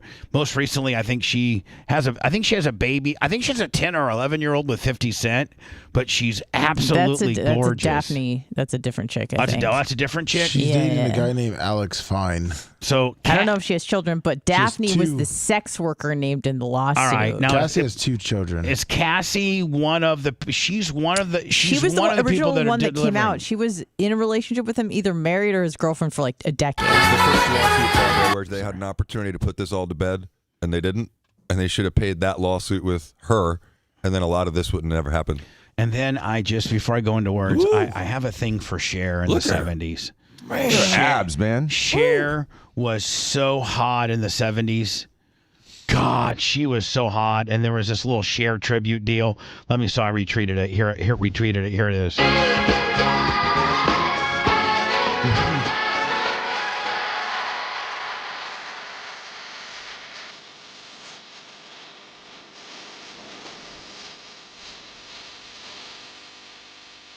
I mean, would have been cool if they used a Cher song. Yeah, I know. I'm surprised they used an ABBA song. Yeah, like what the hell? That's true. Like true. It's weird. I mean, an obvious Does Cher remind you of anyone? She was Britney Spears before Britney Spears and all these people. She was risque. She was sexy. She was talented. She was Dan's the gonna hate triple me threat. for this, but She that could looks like sing. Sophia in 10 years. She could dance. Oh, she does look like Sophia. She does look like Sophia. Did you know? Wow. Yeah. Cher was I like saw a him like, that's compliment. Sophia in like That's a 10 beautiful years, compliment. Right? Yeah, for sure. Yeah. Did you see where Patrick Mahomes' dad got his 3rd DUI? Look at that smirk. and he's facing like life in prison or something like that. 10 10 years. years. 10 years. That mugshot looks way worse than I would have imagined. Yeah. He looks like crap. He looks like he's 4'11". I editorialized and said He does look little. Well, it's Like because he's the just a little frame of the gremlin. photo. It's like, what the hell? I editorialized as I do when I retweet things so we get credit for them. I said, we all have F-ups in our family. Undoubtedly, unfortunately, I think in my family, it's me. And out of all of my family, I'd probably be the one up in jail, go to jail. That's what I think. I think that I'm the F-up of our family. And then is this the micro wrestling you went to last night? Yeah, this was Lil Tucker and Lieutenant Dan, who is the current strap holder. There you go. There might be some fleeting Fs. Come on, Dirty Dan. And then here's another one. Here's a big finish. You're going to want to mute this, though. Oh, wow. I'm going to want to mute this. Yeah, just a lot of fleeting Fs in the crowd. Big well, now what type of places are you hanging out on a Thursday night there, It's Rhett? beautiful Kennedy Hills Pub off of Highway 92. Really? Right across from Scenic Armwood High School. And it looks like it looks like a pretty packed house. It was a pretty big crowd. I was surprised. If I had panned over to the right, you would have seen the rest of the parking lot. It was a good sized crowd. I found this on my phone. Remember when I confronted the guy that was a One kid, Leg Willie? that was a kid toucher? Yeah. And I guess I got these signs. I remember that. And this guy comes out and starts to, He's really not. I'm warning people. It's over. And you're harassing me. Sir, I'm not harassing you. Bullshit. I'm not harassing you. I'm only warning you. I'm only advising. You want me to leave it alone? Because you touched somebody 15 years ago. I'm supposed to leave it alone. And I didn't pay for it? I'm supposed to leave people alone. So this guy, I put a because warning, sexual predator lives at this house. I have the right to do that. And so during Halloween, a lot of times I'll go and find me and Alex Stein did a couple high spots on this. This is very early when I used to do this. And this guy did something super inappropriate to a 15-year-old girl, did I think 10 or 15 years in prison. And he thinks that that's now he's paid off his debt to society. And I don't have the right to put in his, not in his front lawn, but in the easement in front of your front lawn, a sign warning people that a registered sexual predator lives here. This guy's rationale is, I've done my time, I've paid my dues. Listen, for the rest of your life, you never can cleanse or take away what you did. You may have served your time in prison and try to go into life and be a productive person, and you may may well never ever do that activity ever again. But you still in Florida, you still have to register for the rest of your life. You can live within 1,000 feet of a school, and there's very stringent restrictions in Florida because But not if you commit murder, right? Which is why I think the law, Bubba, this is one of those laws that I struggle with because, again, you can murder 15 people, get out of jail, and there's no sign in front of your house. I think you make an interesting point. They don't usually get out of jail. We need murderer signs too. Hold on. They usually go to Old Sparky. Let me print some up in Florida. Murder signs a little scarier if that guy confronts you. My right. Yeah, Bubba's not Bubba may be like, see you, dude. Hold on. One-leg guy. Hold on. What are you? It's my right as What a are you? citizen. I'm the media. I'm part of the media. Yes. It's my right to inform people. That's all I'm doing. All I have to do is look it up. It's on every computer. And I have what the fuck. So they got he has this brother who's got one leg and he's at the garage and he's just mad as hell that I've come to their home and put this sign. Now they've already torn the sign up. The sign lasted about 5 seconds. But they bring the one dude, he threatens, he has this pit bull that on a log chain, and he's threatening to release this pit bull on me. And I'm trying to see, where we're at here now, because I think at one. You make fun of him too. You're like, what are you gonna beat me in a 40 or something like that? I'm having buffering issues here. We're late too, and we got Shannon. Okay. Oh yeah. Okay. Thanks. Yes, this is a daily telethon. We got to keep the lights on somehow. So don't forget PayPal, Cash App, and Venmo. All at BubbaArmyHQ.com. Bubba the Love Sponge. We'll be back after this.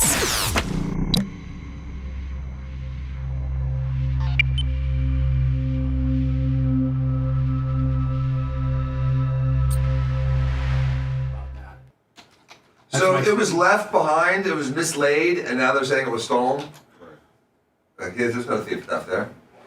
Lummy, is there any more? What's interesting is they tried to sell it to Rudy Giuliani, who said no, and they tried to sell it to Trump, who said no, and they ended up selling it to, I think, the Project Veritas guy. Isn't that who it was? Yes. The guy who got the diary originally. Wasn't it James Veritas? O'Keefe? Yeah, James O'Keefe, the Project Veritas guy.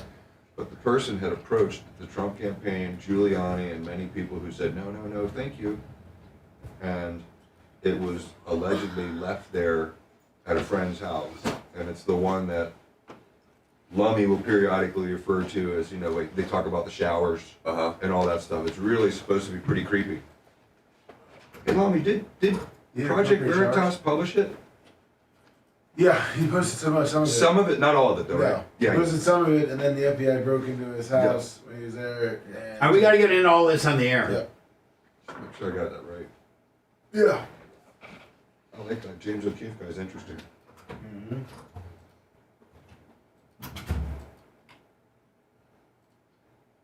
Did you see he went into the gym? Huh?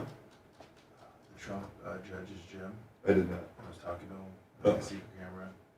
He's done it recently? Yeah. I didn't see it. You know the judge I'm talking about? I do. That's kind of creepy, they could say. And he was like pumping him up and talking to him, I think. This is the guy from the New York trial? Yeah. Now, Jay, does this have any type of like what I went through with Gawker and the people that stole my tape. Like yes, it's very similar. So they're trying to hold the people that stole this accountable. Meanwhile, the people that stole my shit didn't get held accountable, right? See that? It depends on how they got it, because I think one of the issues for Gawker was that they paid for it. No, they didn't. Gawker did not pay for it. Yeah. I guess it was the publication of stolen material, right then? Well, I mean, yeah. I mean, it was grand. It's selective prosecution. It depends who's being accused of it, Bubba. Who's Just the saying, victim? this You know what I woman. mean? You're a bad victim. Biden's good victim. So protect But I mean, what I'm Biden's saying diary. is, the Department of Justice, they're going after the people that stole this. Well, why didn't they go after the people that stole mine? Right. And they've done everything to protect it, and they raided this person's house over a diary.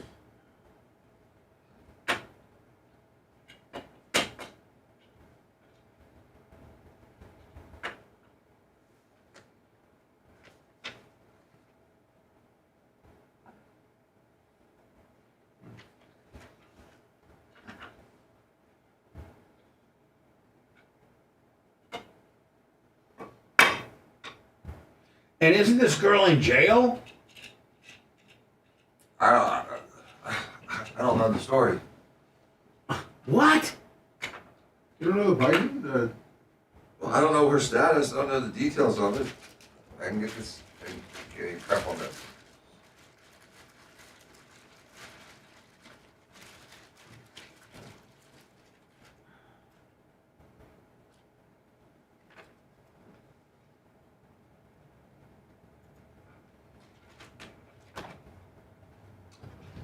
Where you get the gun there?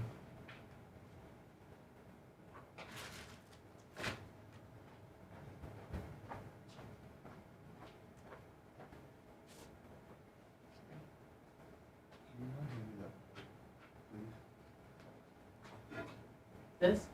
No, the one with the stand.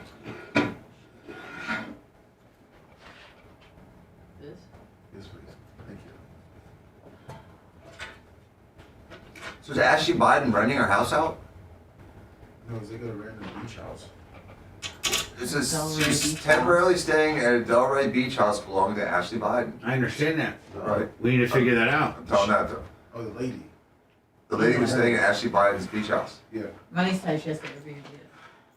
Really? No. Was she a guest or was she? Well, we need to get through that. We're gonna fucking talk about it. Yes.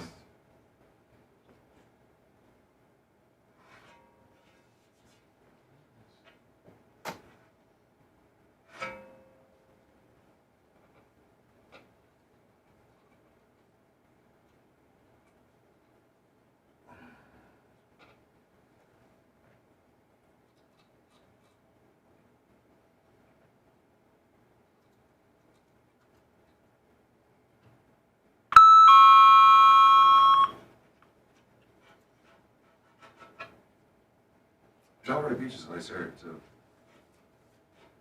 Is it pretty close to like Fort Lauderdale?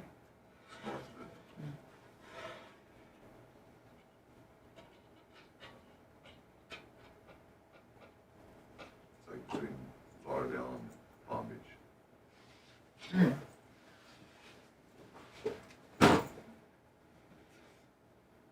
Interestingly, in the article I'm reading there above, it doesn't say anything about what her defense was, which was that Ashley Biden left it there and that she didn't steal it. That was the claim. I mean, this is so It's so just- one-sided. This is so fucking just like the Gawker deal. It is. It's fucking identical. But you know, what's so funny This is is this. This didn't publish it though.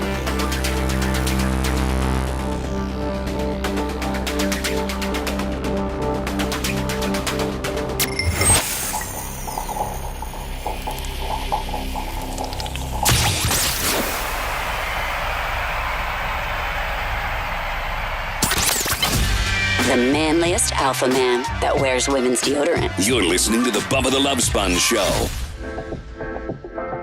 I mean, if I didn't really know it was a thing that was going on, But if you dive deep into it, and by the way, I bring this up on our Twitter. Our Twitter, of course, at the Bubba Army, and this is one of the things I speak about. But I need to get a hold of the people I've been working with a little bit. Awfully similar. Because, I mean, Jay, you participate on this documentary that's coming, and I don't know if I'm supposed to be saying that or not, but that being said, this is absolutely this Ashley Biden, Amy Harris stealing of the Amy Harris was this woman who I don't know if she was the guest of Ashley Biden or she was renting out Ashley Biden's beach home Airbnb style or something like that. I don't know. I think they were friends. Okay. And so she was staying at Ashley Biden's beach home and she found Ashley Biden's diary. And in that diary, it states that there were times she had a shower with her dad that she felt it was very inappropriate and she was uncomfortable. And so that's the big salacious, part of this diary. She's pretty in that picture. And so if you go and you do any type of research on this girl, her name is Amy Harris, and she goes and steals this diary. She then sells it to this company or to this group called Project Veritas. Yep. James O'Keefe. He's been known as an expose journalist for many, many years, and he couldn't verify it, so he didn't publish it. Unlike Gawker, right? But he did pay for it. I think so. And she did steal it. I think she did steal. She stole something that wasn't hers, and she sold it to try to cause a crap. Well, she stole. That's what the DOJ says. Yes, that she stole it. She was that's what she's being prosecuted for, so stealing a diary. Which think of that. How many people do you know that have been prosecuted for stealing a diary by the Department of Justice, which resulted in 2 raids of people's house to get back the documents? And hold on, she's been in a diary. Hold on, and she's been in federal custody ever since. I think she's been in jail. I think. Anyway, it's all over. It's all over the news. The DOJ now wants more time, and I'm like, this is almost identical to what should have happened in my deal. And the stealing of my sex tape, the feds should have swooped in. The feds did do a sting. They did do that. They did a sting. They proved who stole it. Sure did. And they let him go. Sure did. In this situation, the feds swooped in, proved who did it. It was a guy. It was a guy. Not only was it her, it was him. There was a guy involved. They swooped in and arrested the woman that stole President Biden's daughter's diary that said some inappropriate things. This is exactly what should have happened for the 2 scumbags or all the scumbags that participated in the stealing of my sex tape. The only difference is I even have more damages because they sold it. No, you know what? They didn't sell it. They gave it to him for free, but it was published. Florida pair pleads guilty in theft of Biden's daughter's diary. Amy Harris and Robert Kurlander admitted to participating in a conspiracy in which Ashley Biden's diary ended up in the hands of the conservative group Project Veritas near the end of 2020. So this has been going on for a while. And, if the federal prosecutors would have taken the same stance on the bad guys that screwed, but I'm not. President Biden's daughter's diary. Right. That's the 4 words. That's the different sex tape versus President Biden's daughter's diary. It's ridiculous. This should just make my thing that I'm making even. They should both be prosecuted. This is not ridiculous for doing this. They should have done both. DOJ seeks prison time for the woman who stole Ashley Biden's diary. The Department of Justice, DOJ, is seeking prison time for Amy Harris, the woman who stole the diary of President Biden's daughter, Ashley Biden, and sold it to the conservative media group Project Veritas for tens of thousands of dollars before the 2020 presidential election. According to the DOJ, Harris was temporarily staying at the Delray Beach, Florida residence of Ashley Biden in 2020 when she stole the diary containing some highly personal entries, as well as tax records, cell phone, family photographs. Harris enlisted defendant Robert Kurlander to assist her in selling the collectible, just like Spice Boy, right? And Spice Boy yes. enlisted an attorney, Keith Davidson, to help broker and sell what he had, right? That's correct. Just like this chick enlisted some dude, I don't think it's an attorney, but some dude to try to broker what this would be worth, correct? Right. Correct. And what this article is also failing to mention is that at the time, Jesus, this pisses me off. It's identical. But she also tried to approach the Trump campaign with it. They denied to take it. They tried to approach Rudy Giuliani. He didn't take it. And the Project Veritas guy, he paid for it, but he didn't publish it. Hold on. Just like Spice Boy and Calta that approached Wicked, they wouldn't buy it. That approached, Digital Underground, they wouldn't buy it. The only people they could find that didn't even nobody wanted to buy it. Nope. Nobody wanted to buy it, but Gawker said that they would publish it for free. Because at the end of the day, man, the target wasn't Hogan, it was me. And they didn't need to get rich on it, although that was Spice Boy aspirations when they busted him at the Sand Pearl Hotel for a $333,000 check. He thought his wife's best friend, Lori Burbidge, who's a bank teller at Bank of America, posed as the buyer's broker for Mr. X. Spice Boy was Mr. X. Isn't that a conspiracy?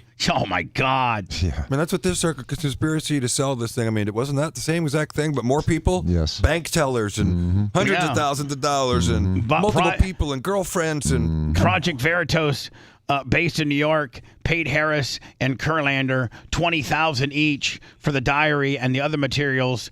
The pair returned to the Florida to obtain Project Vera, blah, blah, blah, blah, blah. But we know why they didn't do anything with yours. They told you.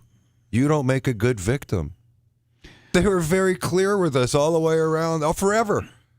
They didn't care. But that is so not fair. That is just so. And it's just in so 2013. It's just so not fair. It's not. And you made a bad victim according to the people that were potentially prosecuting it, that had all this evidence that you mentioned, which is all true. You've got all of it. It was videotaped, the whole sting and everything. Everything. And they didn't do anything with it. But boy, they're laying the wood to this bitch, aren't they? Yep. Amy Harris. When I return, we'll get into. I think they're asking for 10 more months. Yes. Has she been in custody or has she been out on bail? They're only asking for like a 10-month sentence. So I think she's probably going to be on bail right now. The judge is getting stiff with her because she's given a bunch of reasons why she hasn't been able to report, and one was it didn't have child care, and some of the reasons the court has found to be less than credible. So now we're just on a sentencing issue, and her trying to delay it with like 10 or 12 she's already pled guilty. Right. Just like the people that stole my tape. I mean, they could not have pled any other way. They were the only people that did it. They're the ones that showed up the meeting, right? They're the ones that had, text and phone call conversations. Remember when they released the phone records and how many times Spice Boy called Keith Davidson?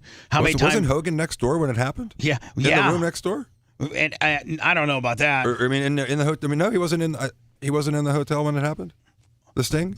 Oh, yeah. Hogan was, yes. That's what I mean. But Spice wasn't. Just like in the movies where a Sting is done and the victim's in the other room listening and watching and all that. They did that. No. With Hogan's Sting, Hogan was there because he had to be the one to write the check. Right. So Hogan was in the room.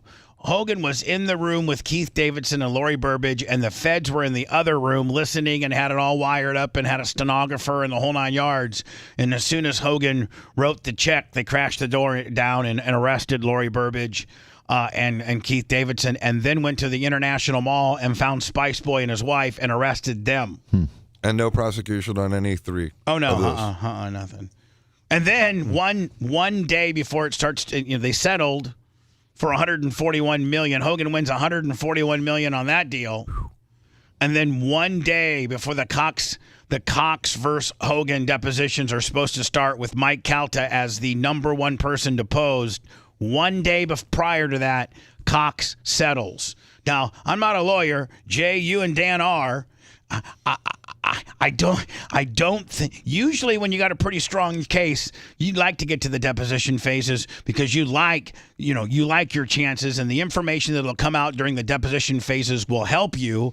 And we're ready.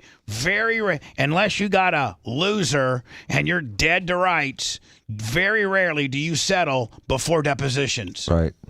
And the only reason you settle before depositions is usually when you got a big loser on your hands. Mm-hmm. Or the deposition is going to be damning. Right. It's gonna a lot of bad things are gonna come out and make you look bad. You settle a deposition. You settle a lawsuit a day before depositions start when you're on the wrong side of the lawsuit. Yes. Right, Jay? With no admission of guilt. I cannot get none of this information they're going to get is going to, if it gets out, we're dead. And corporate Cox knew that sex tape was housed on their corporate servers, and management had watched it ad nauseum and laughed and made fun of me while I still was an employee there. That sex tape was circulating around their servers while I still worked there. That's why they settled. This case only makes my allegations even stronger. Yes. I got to hurry, Lemmy. I'm running late. Then I got Shannon at, 9:15? Yes. All right. If you want 24/7 on-demand Bubba and the crew, go to BubbaArmyHQ.com. The Bubba the Love Sponge Show will be back after this.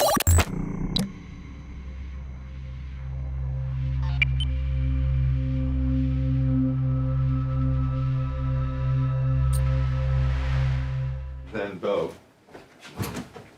Tara said her friend said that she was getting trained on her. Really, the daughter? Yeah. Ashley Biden? Yeah. Oh, awesome. Eiffel Tower with the Obama's kids. Have a good weekend. Bye, Danny. Bye.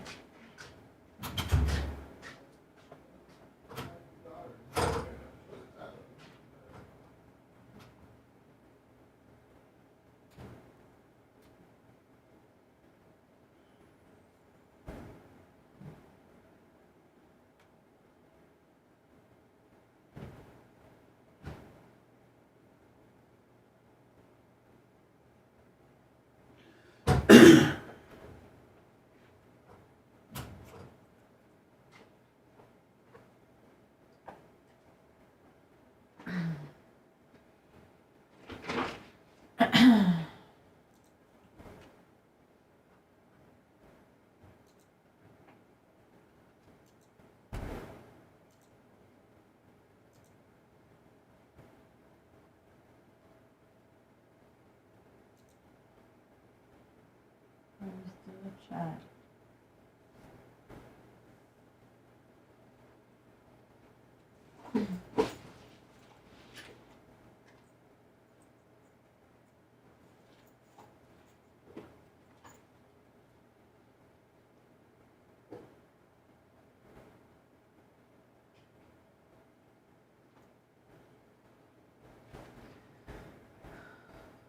Oh, thanks, Almost Reverse Lawyer. Appreciate ya.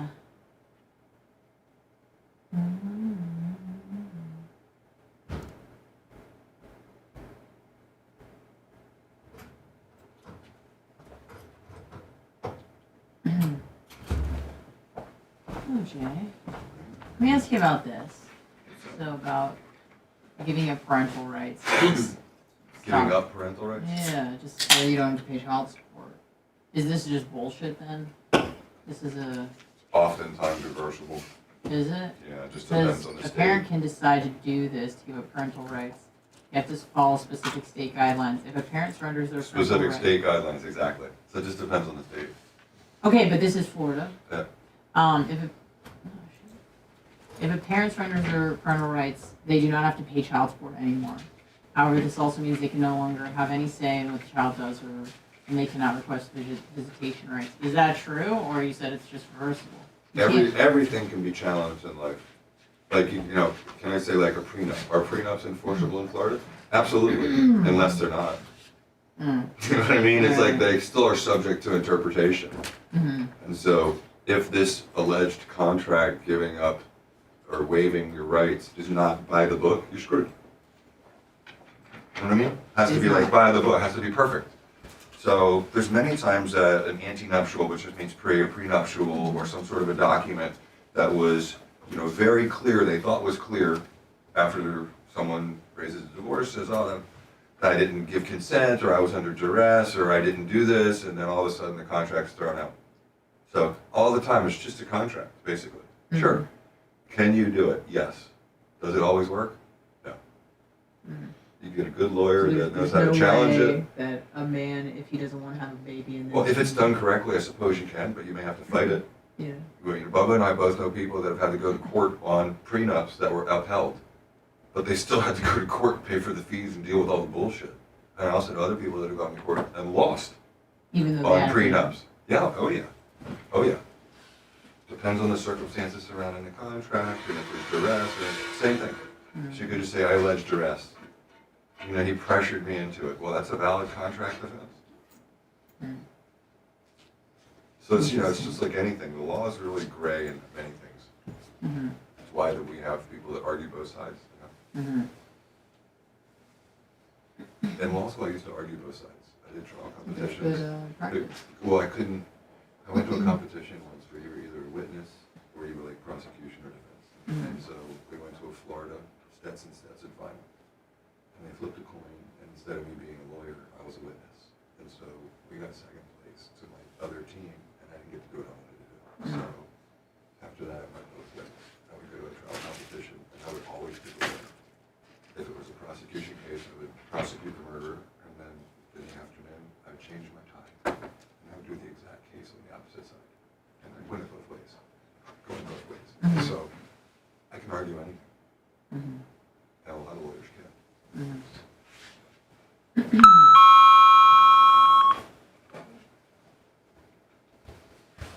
Where's the other video here? Where does Danny usually have over here? Rumble or YouTube? Yeah, I don't know how he does it. We were having some trouble on some of the platforms. That's that one. Oh shit, this is happening to me like 3 times. Or give me your wrist. Right here.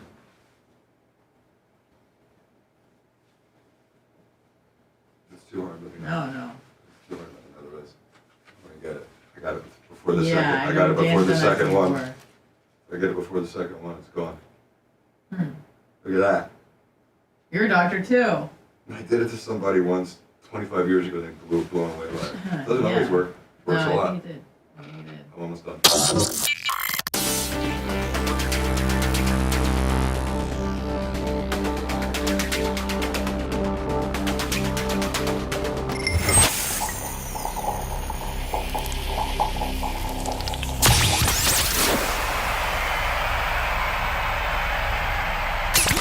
It's the Bubba the Love Sponge Show. Missed part of the show? We got you covered at BubbaArmyHQ.com. Now back to Bubba Live Worldwide. Probably kind of a quick one, Lummy, so I can get ample time with Shannon Burke. Of course, the great Shannon Burke. The Bubba the Love Sponge, again, the Bubba the Love Sponge show is sponsored by BetterHelp. This show is sponsored by BetterHelp, BetterHelp.com, BetterHelp.com. You want more time to spend with things that you like or make you happy. The question is, how do you wiggle this into your potentially limited schedule? The best way to squeeze the special thing in your life that makes you happy, that's important to you, and make it a priority is through therapy. Therapy can help you find a way to get and do more of that. If you're thinking about starting online therapy, give BetterHelp a try. Again, it's entirely online, designed to be convenient, flexible, and suited for your schedule. Just fill out a brief questionnaire, get matched with a licensed therapist, and switch therapists at any time for no additional charge. It's actually quite easy. Learn to make what really matters to you and makes you happy. Learn how to make more time for that with BetterHelp. Visit BetterHelp.com /BTLS. Get 10% off your first month. That's BetterHelp.com. BetterHelp.com. /BTLS. Thanks, Lummy. Sorry. Hello, quickly. Then I gotta go. Then I gotta go to words, and then we're doing Shannon Burke. Hello. Quickly. Keyword quickly. Hello. Keyword pay attention. Hello. Keyword you're on the air. Hello. Hello. I'm stuck in here. Jesus. Sir, Please help me. are you dying? Are you in a sinkhole? How's it going? Are you what? How's it going? What can I do for you? Quickly, sir. This is Michael from Alberta running Buncher. Okay, Michael from Alberta, Canada. I love that. Thank you. What's going on? I'm in the steep slopes right now, killing trees. Okay, perfect. What can I do for you, buddy?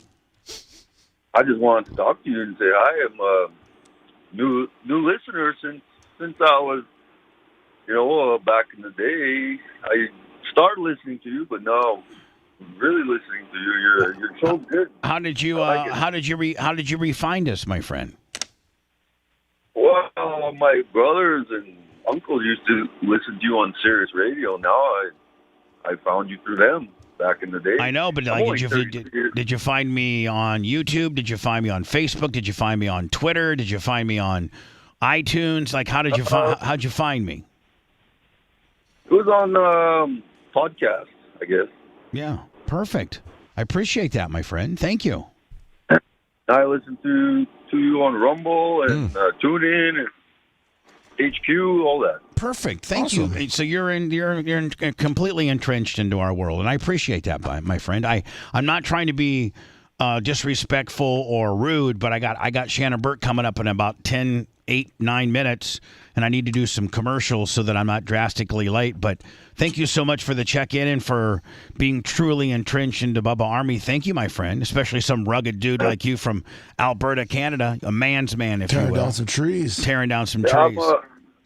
I'm a logger for 16 years now. So. Perfect. Thank you. And you know what? Thank you for finding us, my friend. Hey, nice talking. You too, buddy. Thanks. What that? Some rugged-ass slugger. I mean, think about where we are right now, Tampa, Florida. Yep. There's some rugged-ass logger in Alberta, Canada that's full in. He's even on Bubba Army HQ. That's awesome. Thank you, sir. If you want a deep dive into the Bubba the Love Sponge show from the past, go to BubbaArmyHQ.com. The Bubba the Love Sponge Show. We'll be back after these words.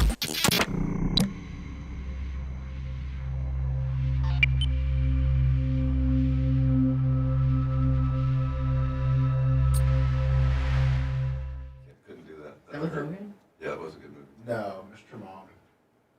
He was Nanny. Mr. Mom was the one with that was with Batman. Michael Keaton. Oh. Mr. Nanny was the other one. Mr. Nanny? Or just Nanny? Mr. Nanny. Just ask it, Cece. You don't know unless you ask it.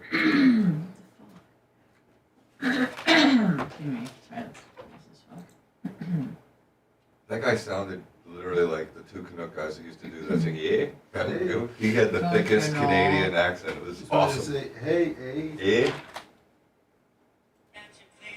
Kenny Powers, Johnny Z, what up? I appreciate it. Yeah, no, I got a big mediation today, Johnny Z.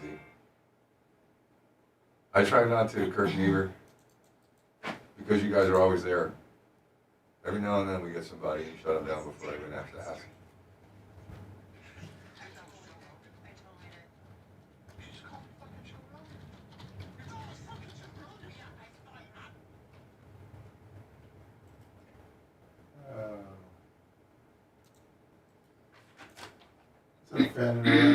What up, Brad Gilson?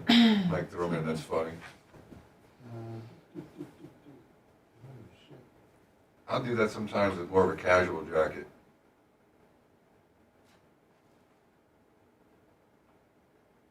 I don't know what that is. Almost divorce lawyer. He does not, unfortunately. And he did, thank you. Never happened anything like that before. Thank you, Stacy G. My team is awesome. Janelle and Darlene and Quinine and everyone are just evolving.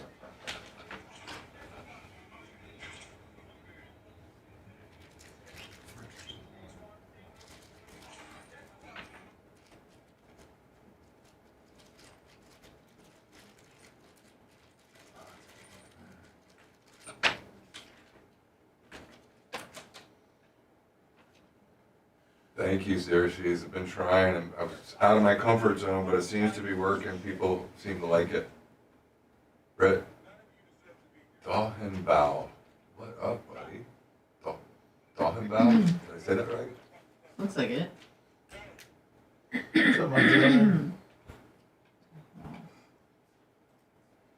You know, something about them, Kenny Powers, irritates me too. I don't know.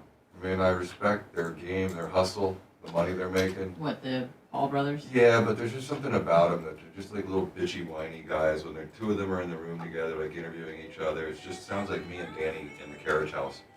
People like listening to that. And some people told me that we should do a podcast of us complaining to each other. What up, Mitch? Dan Wiz.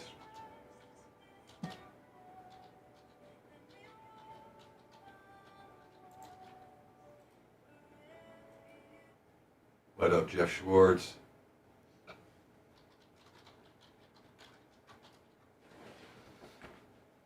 Did you do anything cool this weekend? Yeah, I got a friend coming in probably around 1 o'clock from New York. We went to college together. Cool. So I saw her when I went up to New York last year, and so she's in It's town going to for be a work. great weekend of weather. It's going to be gorgeous. I know. Like the kind that New Yorkers love. My boyfriend Yeah. goes out then. Trying to convince her to get the fuck out of that hellhole. I don't think she's very happy. Yeah, right now, it's the people It's that I getting knew that worse. lived there forever, 25 years, they moved out, they hated it. Can't go back. I know, gas prices, Jeff Schwartz, which I paid $4.30 something the other day, almost $4.50. What up, Hockey Farmer? Mike Thurman. You know, I'm going to Trestles in the fall, and hopefully surfing it with Kalani. Otherwise, you know, no one to get away there. Organic Gene, what up? So I guess the question is, no, I haven't yet, but I plan to this year.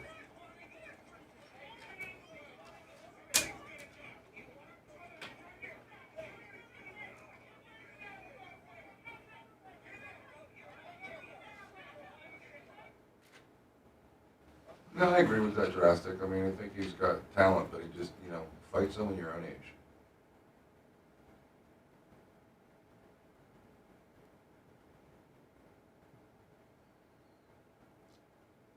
I had an EV, Kirk, and I hated it because it just didn't feel like a car. Tampa, Florida, Johnny Z. I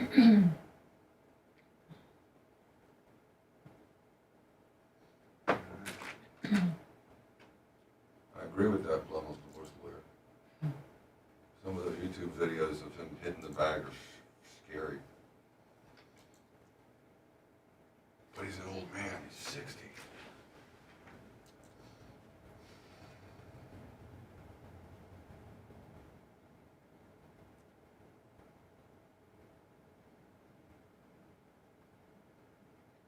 I'd love that camper, Scott.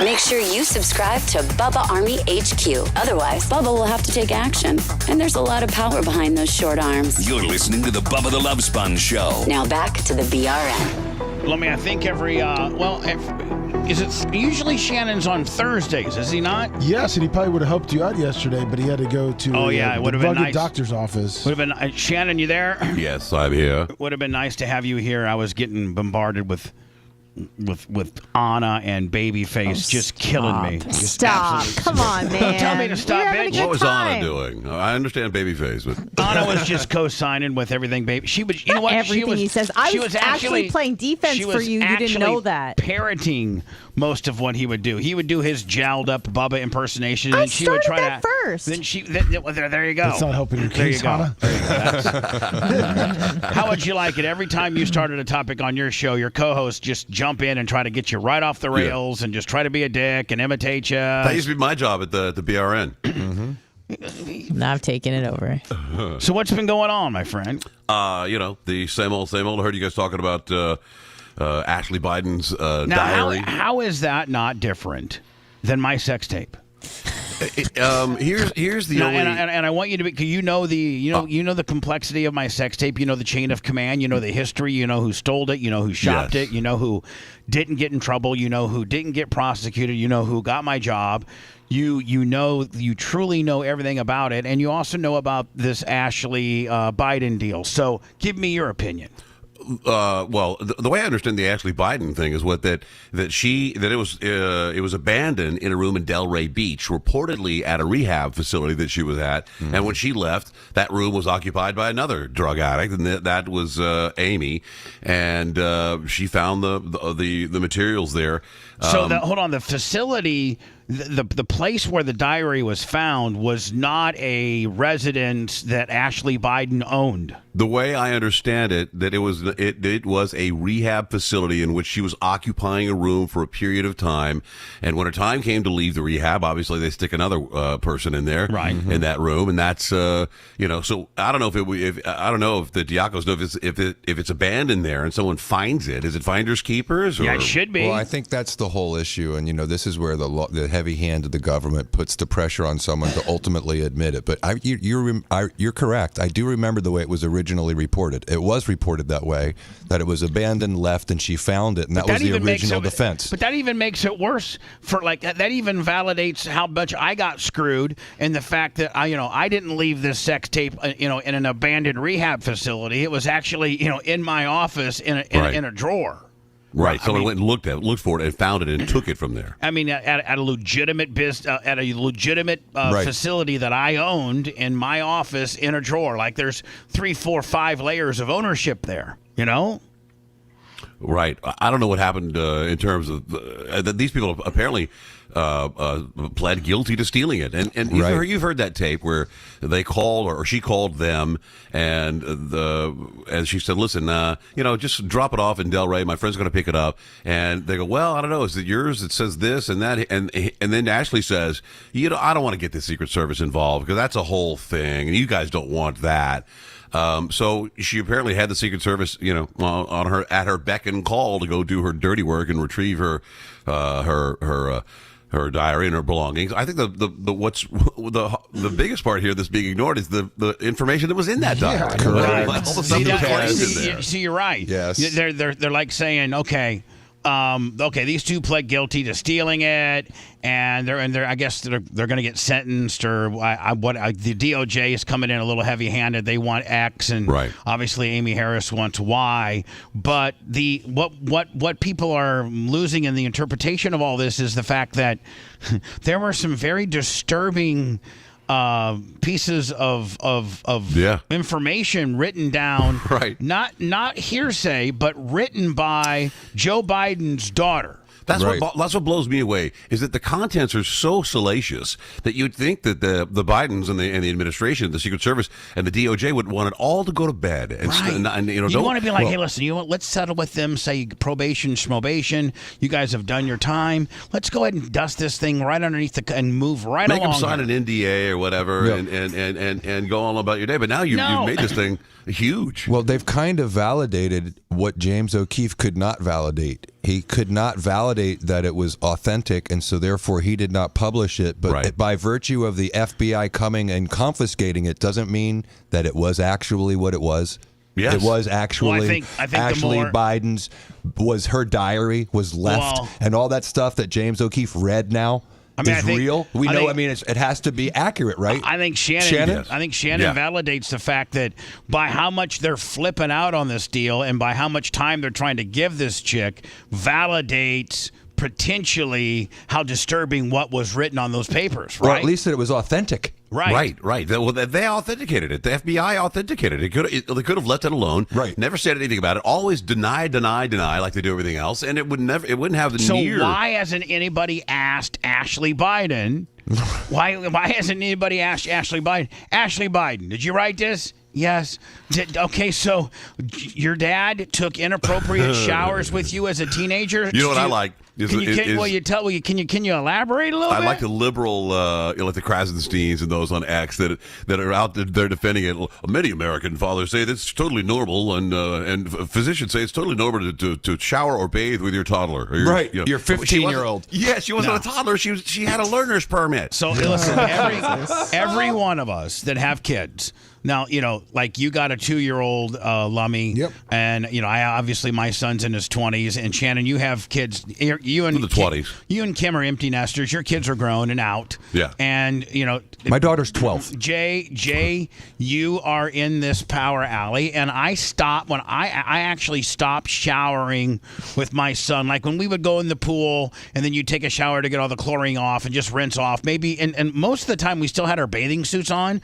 But I would say we were probably nude sometimes, but that stops like at 7, or 6, like 7, 6, 7, 6, 7, 8 years old. Yeah, that's where it stops. That's where it kind of, And it should never happen with your daughter. No. Who showers with their 7-year-old daughter naked? Because then your unit's right in their face. I mean, really? That's like the height of a 7-year-old is unit height. Well, come on.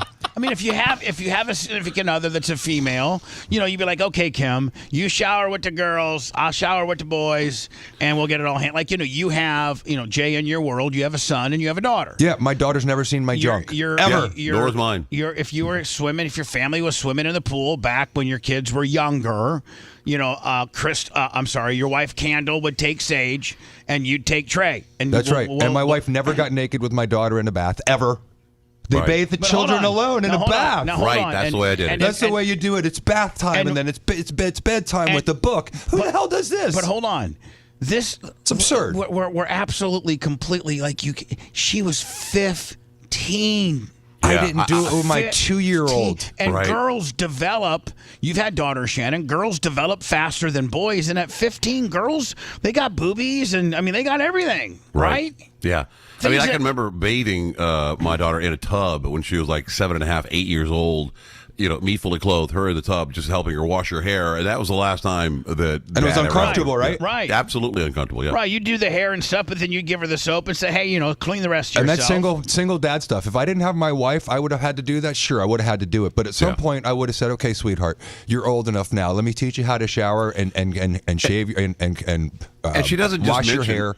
That she had showers. She says they were maybe inappropriate. And then she says, she goes on to tell the story about how sometimes she'd wait till after midnight to take a shower to make sure her dad was asleep. Because once he heard the water running, he made a beeline for her bathroom. I had a dog like that one time. As soon as it heard the water, it wanted to get into the shower with you. And Joe's just as good as that damn dog I used to have. I had this little Jack Russell, man, and as soon as he heard the shower, he would come from the other side of the house. That's a good boy. To get into that he wanted his shower with his dad. Well, Joe Biden's like a goddamn Jack Russell, is he not? I mean, right. Jesus, where's this gonna go?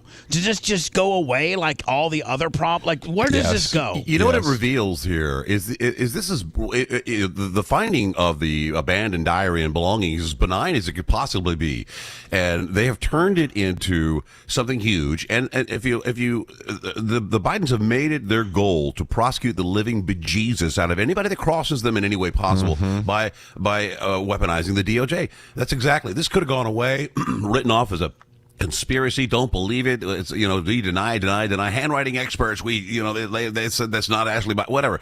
They chose not to. They chose to punish the people that found a diary. They're so stupid. They found it. That's how stupid they are. That's how stupid Joe Biden is. If Joe Biden would have called the FBI and said, "Hey, listen, guys, cut a deal with these people, put them on probation. We don't know how this really didn't. We're going to completely deny it. This is not Ashley's stuff at all. And let's make it. Let these people walk amongst us. It's really not a big deal. Kind of like they did with the Hogan deal. They swept that underneath the rug because they didn't like the two victims, Bubba the Love Sponge and Hulk Hogan. Don't make for good victims. Wah, my sex tape got stolen. That doesn't play well with the public. Well, you know what? Neither does this. And you should have done exactly what they did with Hogan, and that is no process, right? Sweep it underneath. You don't see anybody except me bringing up the Hogan stuff. Please, nobody cares. Right? Nobody cares. But Joe, they're so stupid. They're like, you wronged us, and we're going to prosecute you to the fullest, only validating this really sick stuff. Like, he's a sicko.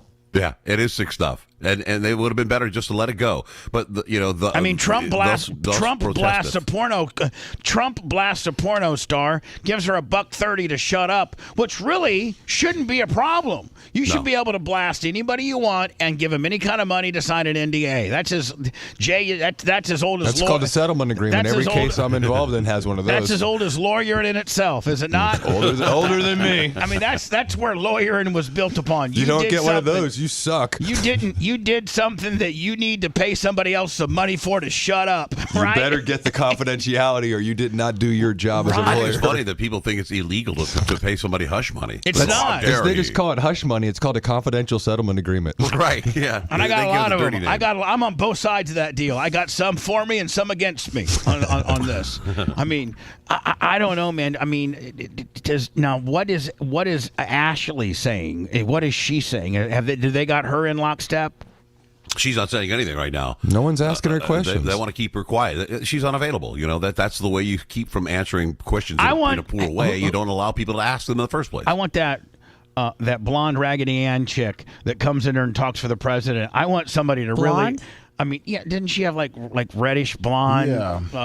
Orange. I thought you were talking about Saki. The other one. I'm talking about the African American.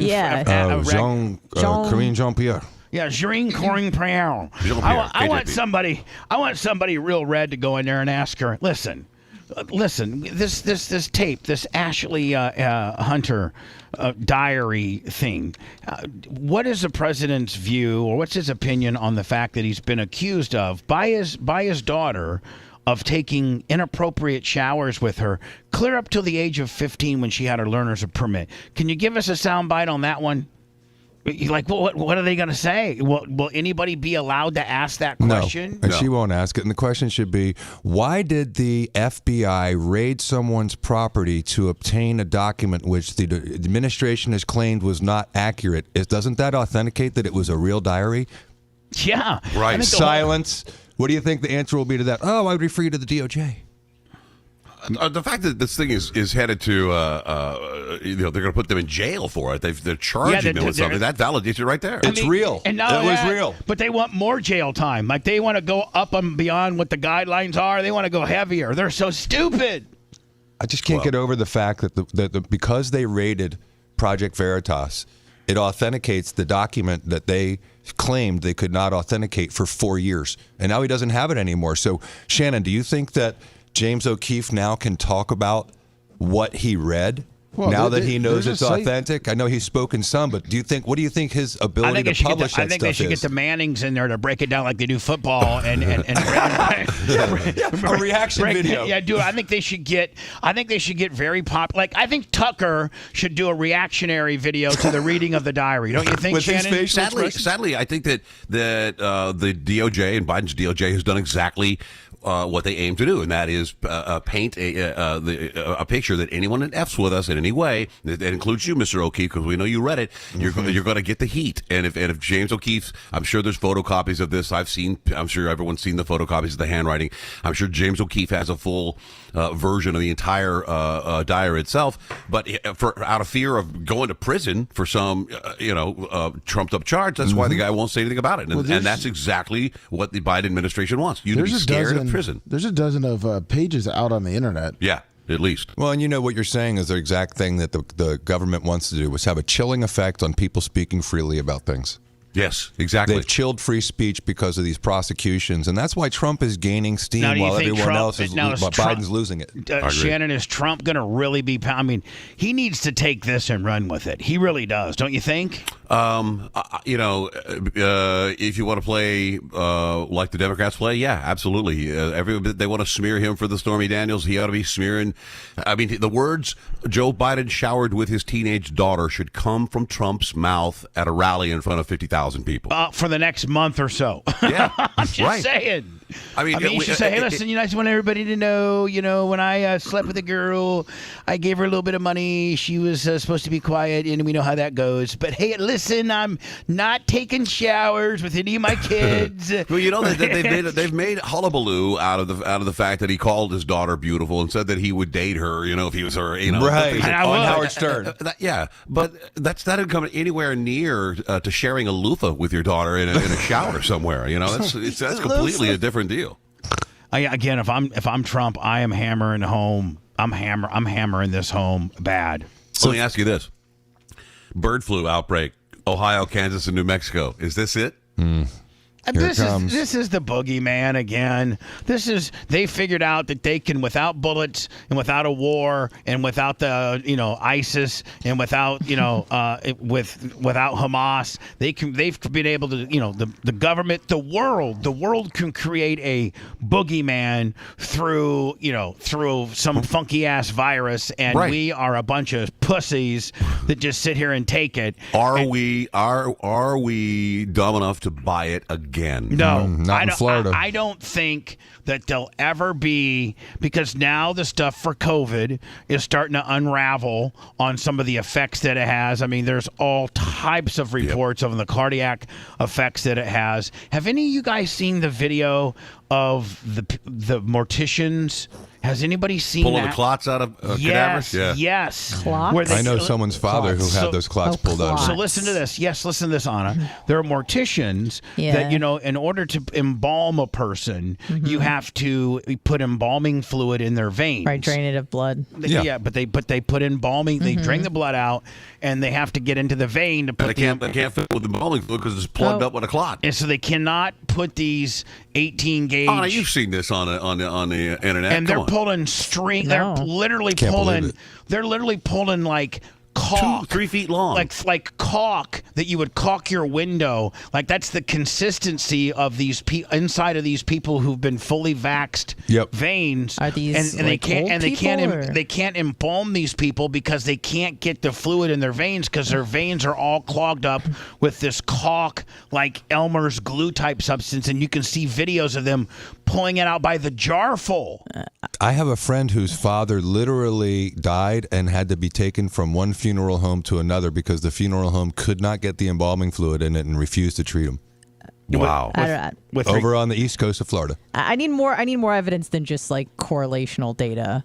Go get your evidence. Well, the government's not going to do a study on it. I understand, but I think I don't like to just jump to conclusions. No one is. I'm just saying you're going to see an interesting observation. What you're going to see, Anna, is you're going to see morticians that are trying to embalm people and instead are pulling out mass quantities of this, gooey caulk-like stuff out of people's veins. And I mean, nobody's trying to make you not see it, or nobody's trying to make it up. It's make a correlation, just saying this is what's happening. Yeah. These people that's are posting a correlation. Bubba's saying that all those people had being vaccinated in common, right? No, that's what the morticians are saying. Well, whatever. That's what the claim is. Yeah, but I don't like correlational data because sometimes it can be, there's confounding things involved. And you wonder why people hate her. She just why? Because I'm skeptical. I don't want correlation data. I never thought that I'd allow that on my you don't need correlation data. The CDC themselves have said, and even Moderna has had to admit at some point that it could cause blood clots. Absolutely. I mean, they've sure. But it. is he suggesting that this is why people died because of the blood clots, and that's why they? Either they died of it, or they were or they died of some other cause, and they couldn't embalm them because of the blood clots. But yeah, the cardiac moment, because their veins are so clogged with this stuff that it can't. Your heart officially cannot distribute blood throughout your body because you have all of this, all this clotting that they feel is caused by the vaccination. They've taken, 68-year-old dudes that were fully vaxxed and found all this caulk-like stuff, and they've taken 68 dudes that didn't get a vax, and they didn't have any of that stuff. So Anna, Google morticians finding blood clots. And there's 300 million articles I'm and not pictures saying the and video photos isn't and, real or and, doesn't. and videos. Okay, I think you're missing the point. That's okay. I think you missed the point entirely on the show. I'm just saying. I think you are just wired to not understand the dynamics of how I like things to go. I'm just saying. I'm sorry. Over there just like a little bitch trying to strike everything down. Let me find something wrong with every topic you bring up so I can sit here and we have to spend 15 minutes arguing about your whatever that your feeling of it when we just need to get through the article in itself. That was the reason the AstraZeneca was stopped first in Europe and then here. It was an immediate correlation between the vaccine, that particular vaccine, and blood clots. And then Johnson & Johnson, the same thing. J&J got pulled for the same reason. And here's the deal, man. We won't fully ever be able. We're going to have to rely on morticians and doctors and people that are dying that go in and do autopsies because, let's be honest, it takes 8 years for the average drug to be USDA or to be CDC approved. The trials, the blind, the blind placebos. They test every potential drug every which way, and it's usually about 8 years. And they just rolled the COVID vax right on out like a brand new Chevy. Just come on out and get it. There's no testing on it. We don't know anything about it. Just well, the good news is they're already working on an H5N1 bird flu vaccine. Nice. Yeah. Right. Woo-hoo. Nice. Couldn't get that. Well, and they also forced it with a new distribution mechanism, which was the mRNA stuff. That was the other thing where, okay, we're going to outlaw all these other ones, the AstraZeneca, the Johnson & Johnson, which are the traditional distribution mechanisms, and we're going to force everyone to take the mRNA one. Now, has anybody seen any articles about like from liberal, very, very liberal people that are saying, hey, listen, let's burn a timeout.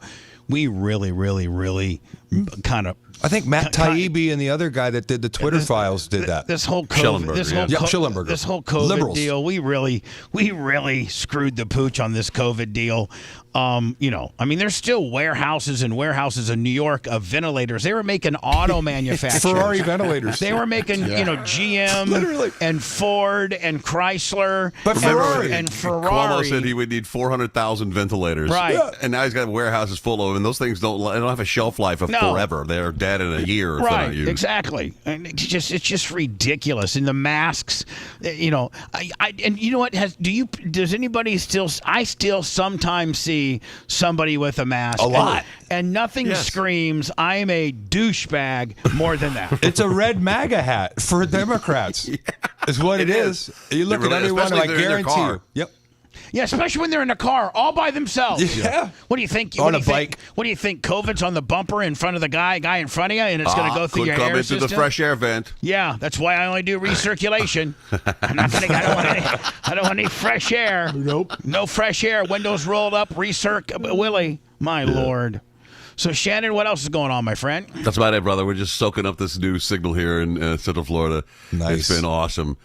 Really, really awesome. The outdoor campaign is up, and every day I get calls from people who are like, "Hey, man, I heard you're back on the radio." I was like, "Yeah, I've just been here 5 years. Thanks for listening." Only five.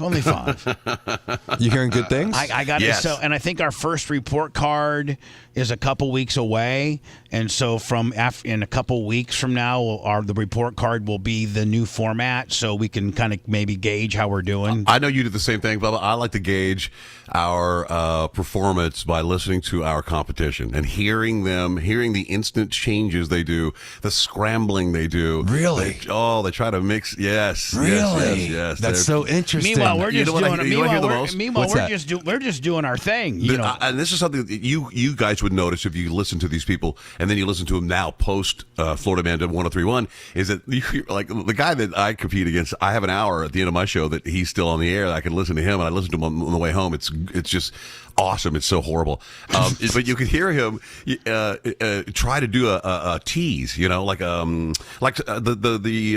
connected twins that one got married, right? Right. His tease for that was, and he did it 5 days after the story came out. He's like, well, coming up next, someone got married. I'll tell you about it next. That was it. And here's how my That was it. And here's how my or your tease would have been. Okay, something like this, because you and I are wired the same.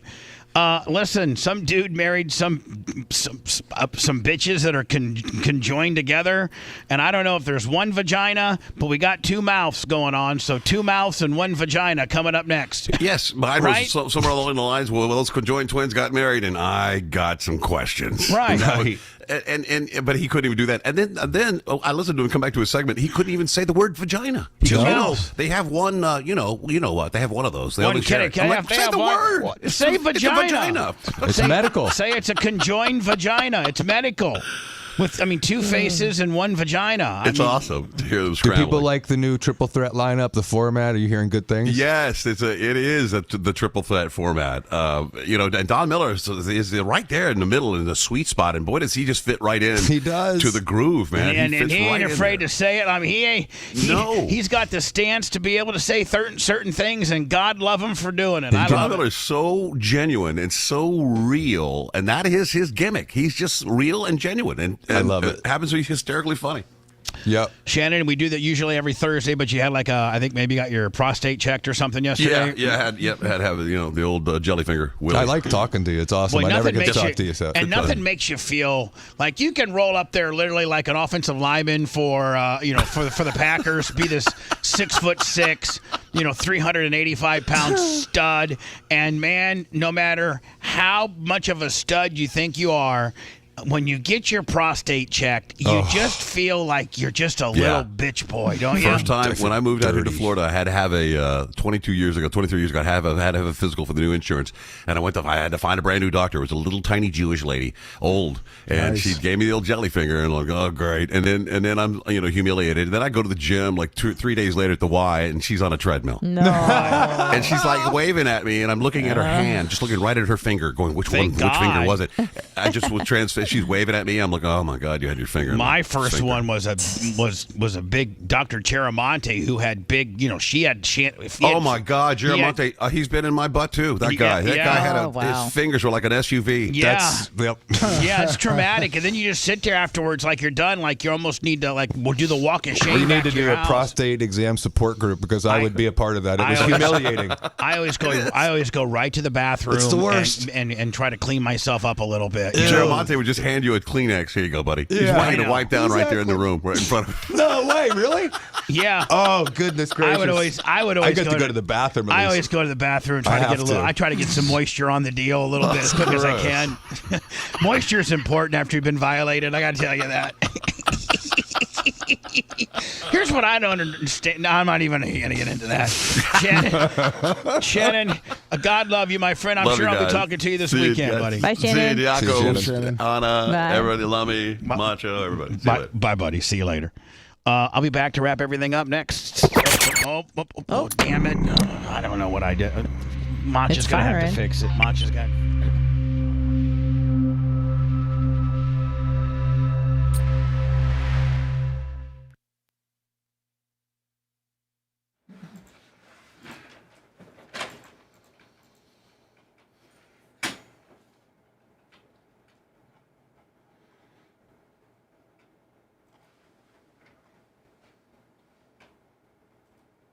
I hope we're doing something. I hope they got it handy. First numbers come out next week? Couple weeks, I think, yeah.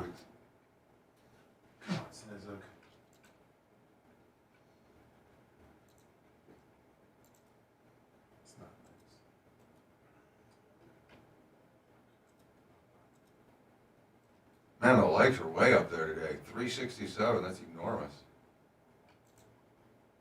Way to go, everybody. Hit more. Because you're dressed up, Jay. Yeah, shit.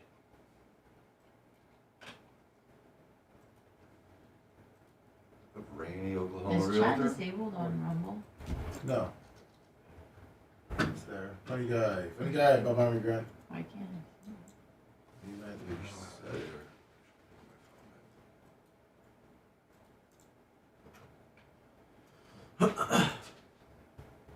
Hey, Bubba. Hey, Rat. After the show, we may have to borrow your cell phone for a minute to authenticate Twitch. Okay. Because we got to redo it with the new Wirecast. I'll just come right from here to there. Okay, all right, that works. All right, It'll bud. only take a minute or two. All right, bud. Whatever you need. Of course. Thank you. It's good fishing.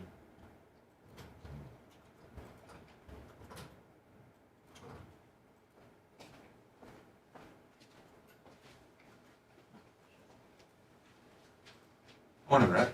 Good morning. How you doing? I'm well. How are you? I'm all right. Man, Rough, fucking rough start. chat What on happen? Yeah. Yeah, Anything cool YouTube this is weekend? fucking hauling ass, Lummy. It sure is. No, doing It's a good thing. the flea market tomorrow with a buddy of mine. Fuck That's yeah. probably the most exciting thing I have planned. I Is it, think. Wagon Wheel's not there anymore, is it? No. Where The is it wagon at? wheel still, if I'm not mistaken, the property is still there. It is. They just haven't done anything with it. No, they're going to. It's all fenced off. See, I thought I saw like a positive update that they're thinking about making it a flea market again now. Like the owners don't want to, tear it down. And That land must be worth so much, so. But we're going up to like Pasco or Davie. Where do you go to the flea market? we're going to Oldsmar tomorrow. Oldsmar's good, but it's one of those where like if you've been, probably wait 2-3 months before you go again. Right. And even if you wait, it's a lot of the same old shit. Right. But Oldsmar's big. What's the other one? Webster. Webster's the one that everybody talks about. But like their hours are weird and you Yeah. have to get there early. But it's one of those that takes like 2 hours to walk through the entire thing. I want to see Jay at a flea market. Open his Ferrari or Yeah, I don't know if I could see Jay at a flea market either. I Shopping did for, one when I like- was at Sinaloa last year surfing in Mexico. They Yeah. took us one day. They're like, "Oh, let's go to this open air market." It was like, the wrestling masks next to pig snots and pig ears and fish, and it smelled so gnarly. Fake and so toys, toys from China. It was crazy. Yeah. So yeah, I haven't been to one in years. I used to go to Wagon Wheel every now and then when I was a kid. My mom, that's Yeah. what it was, We used So to see what we could go. find. The one that I grew up going to was Big Top off of Fowler. Yeah, I never went to that one. I must have gone to Wagon It's Wheel all half a dozen it's all times with my apartments mom. now. The Big Top is cool because a lot of the vendors there were there all the time, so you could make friends with them. There was one guy in particular, the pickle guy, who would set up at the corner of like this breezeway every weekend, and it's just him standing there with business cards and pickles, and he's got like a wall of buckets behind him. And amazing pickles. Yeah. He's got different varieties like garlic, spicy, regular, and people now save his phone number and he'll travel around and he'll still sell in bulk. He's So- funny. He's giving people phone numbers instead of websites. I Yeah. bet he is still giving Yeah. a phone number. And that's the way to go. If you don't change your number, though, Yeah. those people have you forever. True.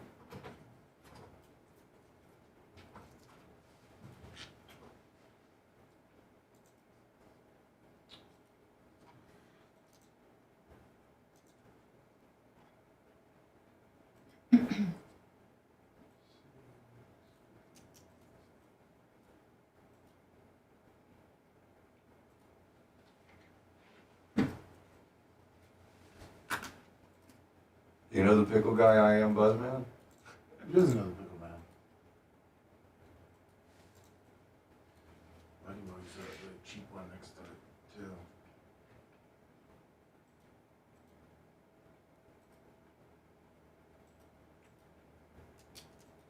There's just some shit there.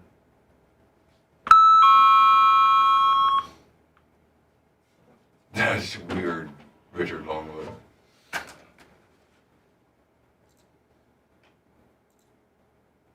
Yeah, Jamie Flynn. If so, Bubba's going to be with me on a ship for about 6 months. If you win Powerball? Yes, we'll just do a remote broadcast from wherever we are. See you in 6 months, everyone. My wife actually said, well, we even have school. And I'm like, how do we hire somebody? Are you kidding me? Hire teachers? Yeah. Would Dan be invited on? Certain ports I could fly him in. I was invited the whole time. Dan occasionally when you pull it out. You can come too, Jamie Flynn.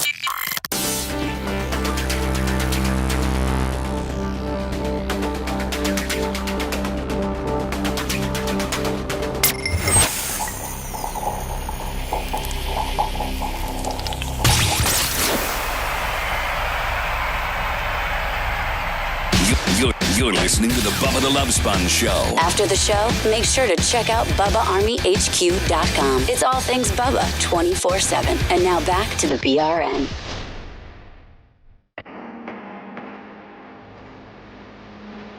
Lummy, I think Seth texted us all flapping gaps. Let's get that up. I think he did. He did. I was gonna wait until after our live show so that. Oh, okay. I think I don't know if I put it up on. I think I might have already put it up on Twitter. Okay. Follow us on Twitter at the Bubba Army. I might go live a little bit this weekend. The Anna Hummel show coming up next on all of our video platforms. I don't know. That may just be Rumble and YouTube. I don't know what the boys in the back that are shoveling in the coal. We should have everything ready to go for Anna, so her show will continue as scheduled. Fantastic, great. Mike Thurman, 1999 Super Chat. Lummy, any closing arguments, my friend? Jay Sharp Dressed Man by Mike Thurman, 1999 Super Chat. Jay, you got a court deal today? Got mediation. Okay. You always come the way you. You can tell where I'm going by what I'm wearing, right? Exactly. I can tell if you're just going to the office to hang out, or I can tell if you got a first aid. I got a nice watch on. Heath Clayton, 49.99 Super Chat. Thank you. Damn, $50 in the Super Chat. Yeah. Way out. Macho, Rhett, Anna, Jay, Lummy, and more importantly, you, the Bubba Army. Have a great weekend. Go to our YouTube channel if you like, at the Bubba Army. A bunch of great stuff there. Always go to Bubba Army HQ if you'd like that. Or I've been going crazy on our X/Twitter. That's kind of my new project. That's twitter.com/everything. Everything we got is at the Bubba Army. Oh, Bubba, did your mom win yesterday? No, she got her ass kicked. She did? They're 2-10. Oh, nice. Janie Cakes is 2-10. Like Dan's football team. I did. I think Merch Crick has put together a Janie Cake shuffleboard video that we'll have up on YouTube. Awesome. Have a great weekend. See you all Monday.